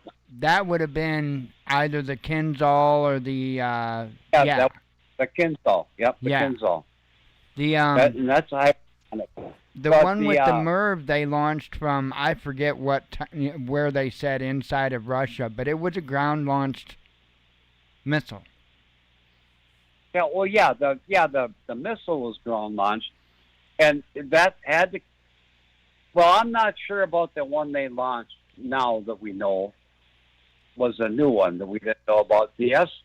Whatever SR-26 or whatever the hell it was that they what we first figured it was. Right. That had the capability of carrying hypersonic RS-26. Yes. Yep. Yes, and that had the ability to launch hypersonic glide warheads. Right. I don't know how many they could carry. If one missile could carry more than one hypersonic vehicle or not, I really have no idea. Well, now they've also got the RS-28, which is like much, much bigger and can carry much, much more of a payload. RS-28? Yeah, I think they call that the Satan or something. Oh, the Satan. Yeah. Isn't that the one that had that? The hell was the name of that bomb? Tsar Bomba or something like that? Yeah. I think that can. They would use that to carry that Tsar Bomba. It's the Sarmat, which I don't know if Sarmat. I don't know where I'm getting Satan from, but the Sarmat. Yeah. No, you're right. TJ concurred with that. I think we got a pretty smart fella here on the chat, TJ. Right. So far, everything he said is 100% accurate. So. Yep. Yeah, that thing is that thing's insane. So I'm sure. Yeah, that there was. Wasn't that initially 100 megaton? What's and that? Then operational, they got it down to 50 megatons or something like that. And that's a big payload. Yeah, we do give them very strange things. I know, like our Minutemans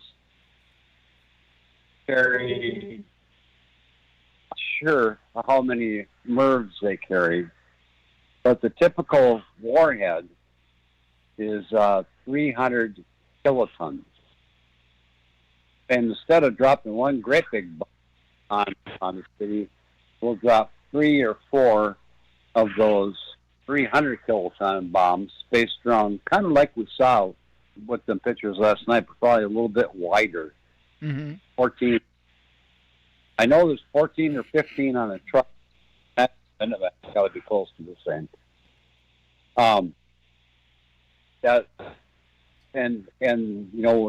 They disperse those warheads at differing altitudes and wide disbursements, and they can get a one hell of a lot more damage out of 3 missiles than 1. Yep. Just because, the MIRVs are. That was a game changer in the Air Force. I mean, it was like when I was in, I went in '79, and the briefings we had, that was the first time I ever heard about a multiple independently targeted reentry vehicle, the MIRV thing. And it was fascinating, then. We got into great detail, but nothing classified, seriously classified. I mean, it was just enough where, you go to the bar drunk and talk about it, and nobody would. But it was still, like, hitman. Nobody lives through this. Nobody. I mean, once you pop up, if you send, well, let's say we got a Minuteman with 14 warheads on it. So let's send 5 of those to Russia. So that's 60, well, that's 50 and 4, that's a lot of warheads. Right? They're gone. And they return the same thing here. Well, that's every major city in the United States if they want to just hit them with one nuke each. So we're in, a world of shit. And that's with using less than 1% of the arsenal. So you expect a full launch, which would be a full launch of our arsenal would be 30% of our capacity, and that's 300 and some odd missiles with 300 with 10 to 2,000 different warheads. Well, that's game over for the world, I think, at that point in time. That's only just one side. I don't want to live through that, I don't think, Mike. I don't think I would live. I'm too close to Minneapolis. So. What's that? I don't think I would live through a first strike. I'm too close to Minneapolis. Oh, okay. Yeah, I've got Scott Air Force Base. It's about 25 miles or so as the crow flies. So I'm not gonna be breathing. Yeah, Scott, that's in Illinois, isn't it? To the north? Yeah. Yep. Yeah, no, you're close, buddy. Sorry. And we all are. I mean, if you're not directly underneath one, well, radiation cloud's going to get you. So. Yep. Yeah.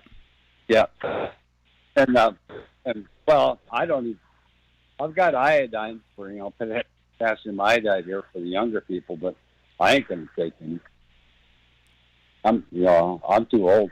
It would take 25 years for the cancer to get me. So why waste it on someone as old as me? Yeah. I'm reading gauges. Yes, the first stage is wide and diameter decreases as they get closer to the ground, so you get an even dispersal. Yep. And I think they stagger them. I think, at least what I remember about what I read about our shit, is that we'll pop off. If we got 10 warheads, we'll blow off 5,000 feet above surface, and 5 of them at 10,000 above. And the shock wave just devastates. And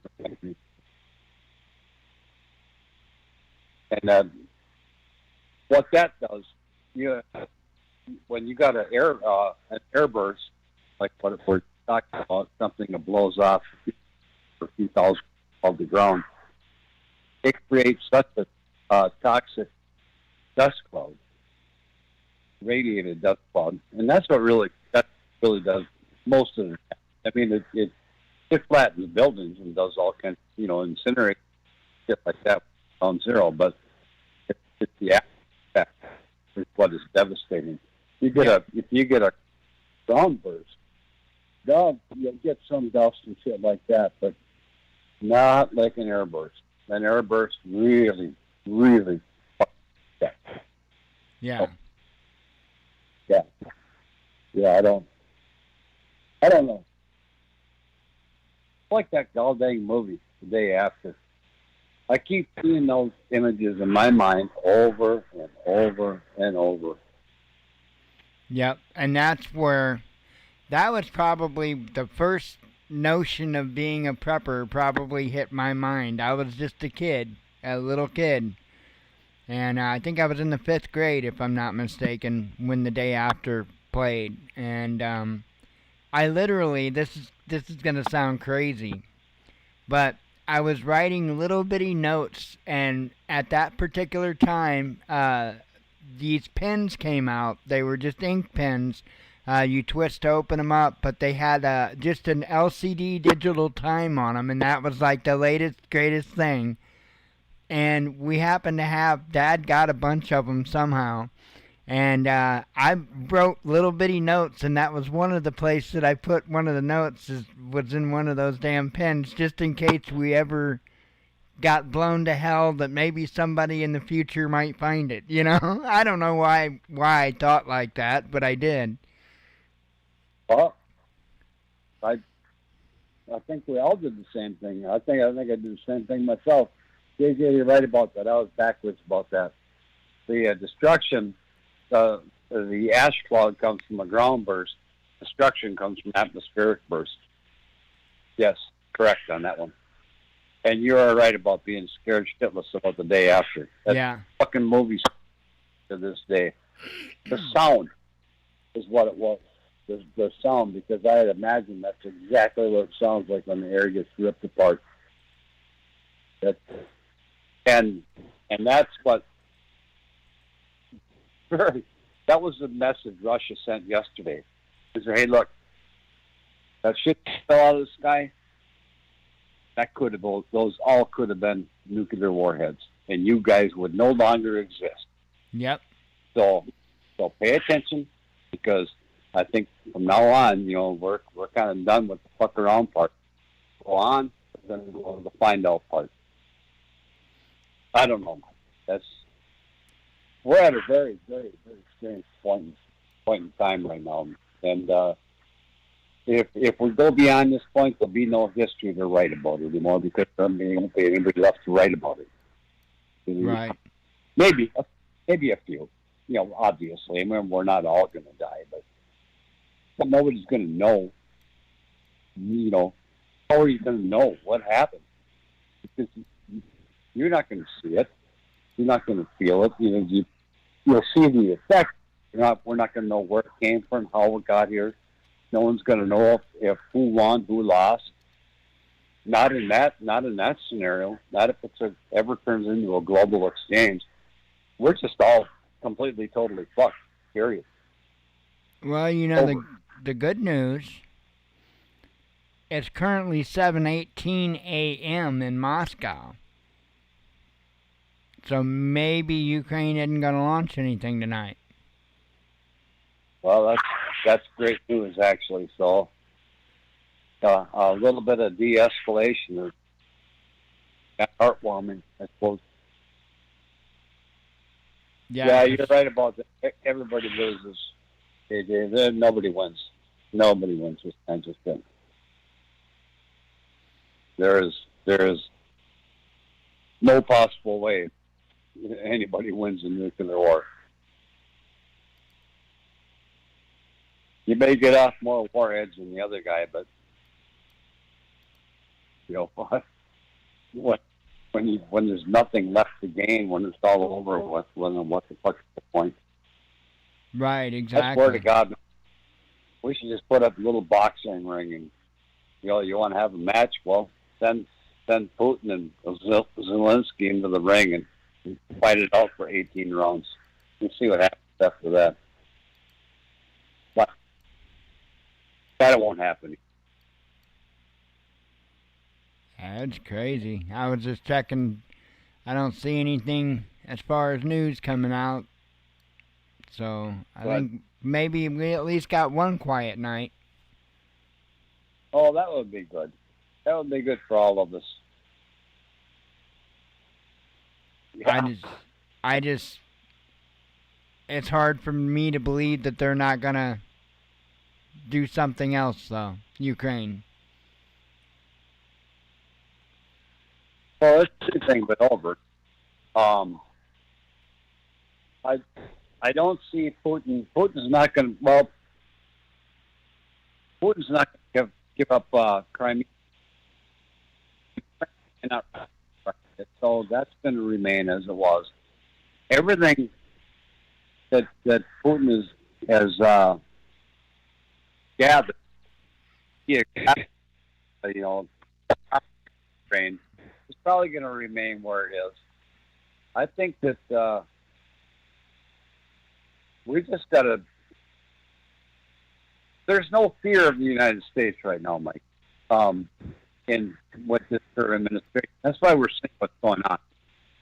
if if if peace was ever a goal, it would have happened 2 weeks after this war started. It's not. This whole thing about enriching the machine is, in my opinion.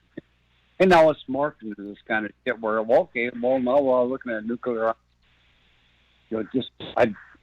Because war never de-escalates, really. Because I don't know how it ever does, but it's always seems to escalate until nobody's left to fight it anymore. But right. I don't know, Mike. I got a bad attitude and I got a bad feeling about this one, but there's so much at stake on so many different angles. We got a Democratic Party that doesn't want to give up power in our country. So what will they do? Well, I don't believe, and I've said this for 8 years. Well, probably more than 8 years. There's nothing they will not do to remain in power. I'll stand by that. I'll just stand by those words. I don't believe there's anything they will not do to remain in power. And I don't care if it's not going to be Biden. It's just going to be the machine above them, above that party. And that's I'm talking about the globalist agenda party that I agree. I think if we make it to, January 20th, inauguration goes through okay, Trump's in office, and I don't think it'll take real long if he actually does what he's claiming to do or tries. I don't think it'll take too long before he's assassinated. I agree. He's the kind of guy that can. Well, he's got to dismantle not just our bureaucracy here in America, but it's got to be basically the global bureaucracy. Right. It ain't just us that's fucked up. Most of the country is screwed up. The only ones that aren't really are Russia and China. It's sad to say, and I'm not kissing their ass, but they're, they've basically got their shit together. I mean, China's going to fall apart financially at some point or another. They're so propped up that it makes us look like fucking kindergarten playgrounds. Seriously, I don't know how their economy is still floating. All it takes for them is for one feather to land wrong and from a chicken wing somewhere along, and they're going to crash. But Europe is they're done. They've been done for a long time. Their deficit spending worse than we could ever dream of. Germany was a very strong economy. Look at them right now. They're broke. They got nothing. They're so heavily dependent on everybody outside of them. They don't do anything anymore. They don't make anything. All they do is serve people. Yep. That's it. Yep. Well, that's largely what the United States has become as well. Well, that's where we are. We're very, very, very close to that. We have a little bit of a manufacturing base, not a lot, a little bit. We build cars with parts made in China. Right. But we still build them. We still build them, but we still put them together. But we don't make shit here anymore. But I think, and if we can get our internal infrastructure back, kind of maybe 10% above where it is right now in the next couple of years, we'll have a good chance. I'm talking energy infrastructure, manufacturing infrastructure, that kinds of stuff. If we can get that back above net zero, we'll be in. I think we got a chance. But that's going to be a son of a bitch, man. I mean, really. I used to make the racks that those parts went on to be carried to the car manufacturing plants. Yeah. JJ was saying he used to make parts for the big three. I used to make the racks that sat on flatbed semi-trailers that the car parts hung on to be taken to the manufacturing facility. Right. That's the infrastructure. My ex-wife's dad worked. He lived in Michigan, north of Lansing, a little ways, and he worked at a little job shop. And his entire life, he spent welding wheels together for Chevy cars. Made a whole career, 45 years Wow. of welding wheels together every day, same fucking thing, over and over and over again, making wheels. But that kept the whole fucking country, well, the Midwest, running. It's like dairy used to be in Wisconsin. Now that if you don't have a corporate farm, you can't afford to fucking milk a cow. But sad state of affairs. Ran $1 million printing press, made gauge clusters. That's cool. Yeah, it is. Oh, yeah. Yeah, it is. Oh, that sucks. You that trained sucks. your replacement based in Mexico. That sucks. That sucks. Yep. Oh, well. And there we have it. There's your answer right there to the whole question. Yep. Now we got, those jobs, it was Obama, wasn't it, that said those jobs never coming back? Yep. Yeah, it was. It was him. Yeah. Well, those came back, kind of, a little bit, started to come back, in 2016. And they stopped. Well, let's see how this goes. If we keep the House, if they don't cheat and take the House back, before the election is certified January 3rd for the House and the Senate, we got a very good shot of having 2 solid years of an unimpeded President Trump, which he's going to get a lot done. And then in 2026, during the midterm elections, if we can maintain the House and the Senate, well, good. If we can't, well, hopefully by then he's got provisions put in place to keep going forward without being too distracted by being impeached again, because they're going to do it. But if we maintain the House and the Senate, we're going to be looking at 8 years of Vance and 8 years of what's his name down there in Florida, DeSantis. And I think, so we've got 4 years of Trump, 8 years of Vance, 8 years of DeSantis. I think we're looking at a very strong country by that point in time. Yeah, it's going to take a little while.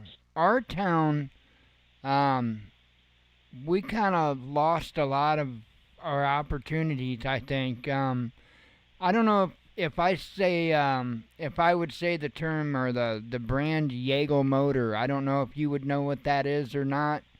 You've certainly worked on stuff many times in your life that's had a Jaeger motor in it. So go back old school, let's say late 70s, early 80s, any type of an adding machine, or even the very, very, and I mean very early computers, or even now, hang on, I gotta hit my light switch. I was waiting for that. Even now, some of your fans that are the actual fan motor that's in a bathroom vent fan, they call them, I think they call it is that called a C-frame motor? But it's got, you see the copper wires wrapped around the iron plate, housing, and then you've got the armature, of course, in the middle. Yeah, I know you've seen the type of motor a million times. They were actually invented here in this town and manufactured here in this town, but that was one of many, many companies that went to Mexico. Wow. Yeah, I know exactly what you're talking about. Copper wound wires. I mean, copper wound motors and armatures. Mm-hmm. Yeah. Yeah, it's like every car engine starter is made out of. Yep. Yeah. Yeah. Oh, man. Yeah, you're right. There's a lot of Democrats. There are a lot of Democrats with R's in front of their names, very much so. Yeah, we got to get rid of that, too. I don't know how we do that. Wake up and not vote for him, I suppose. I think we're seeing that starting right now at a top-down situation with Trump's cabinet picks. They are not establishment people. None of those that I know of, anyway. And I'm happy for that. These are people that are young blood, are not indoctrinated, not owned. From what I know, maybe they are, maybe they aren't, but I'm guessing they're not. Yeah, you're seeing it in the Senate right now. Yep. Hopefully, that's going to break the system. Will it? I don't know. I hope so, but I am hopeful. That's all I got. Mike, 10:30. It's my bedtime. I got to go hit the sack. All right. Yep, I need to get off here as well. I know it's way past our bedtime, so I appreciate you you joining in, man. Oh man, I appreciate you letting me. This is fun. I enjoy your insight. Well, you're welcome. You're welcome to do it any night, man. Yeah, thanks, AJ. Same to you. I really appreciate the opportunity, Mike, and thanks a lot for having me on your show, man. This is awesome. Right on. Well, thanks for being on. All right, man. Good night. Good night, brother. Yeah, good night. All righty, and I am going to hop off myself, and we normally don't do shows this long. Oh, you're welcome, JJ. Thanks for hanging out and sticking around, man. It was a really, really good show. That's awesome. I love. He was here for election night too, and absolutely incredible. But all right, I will see you all later. I hope you all have a good night, and as always, shalom.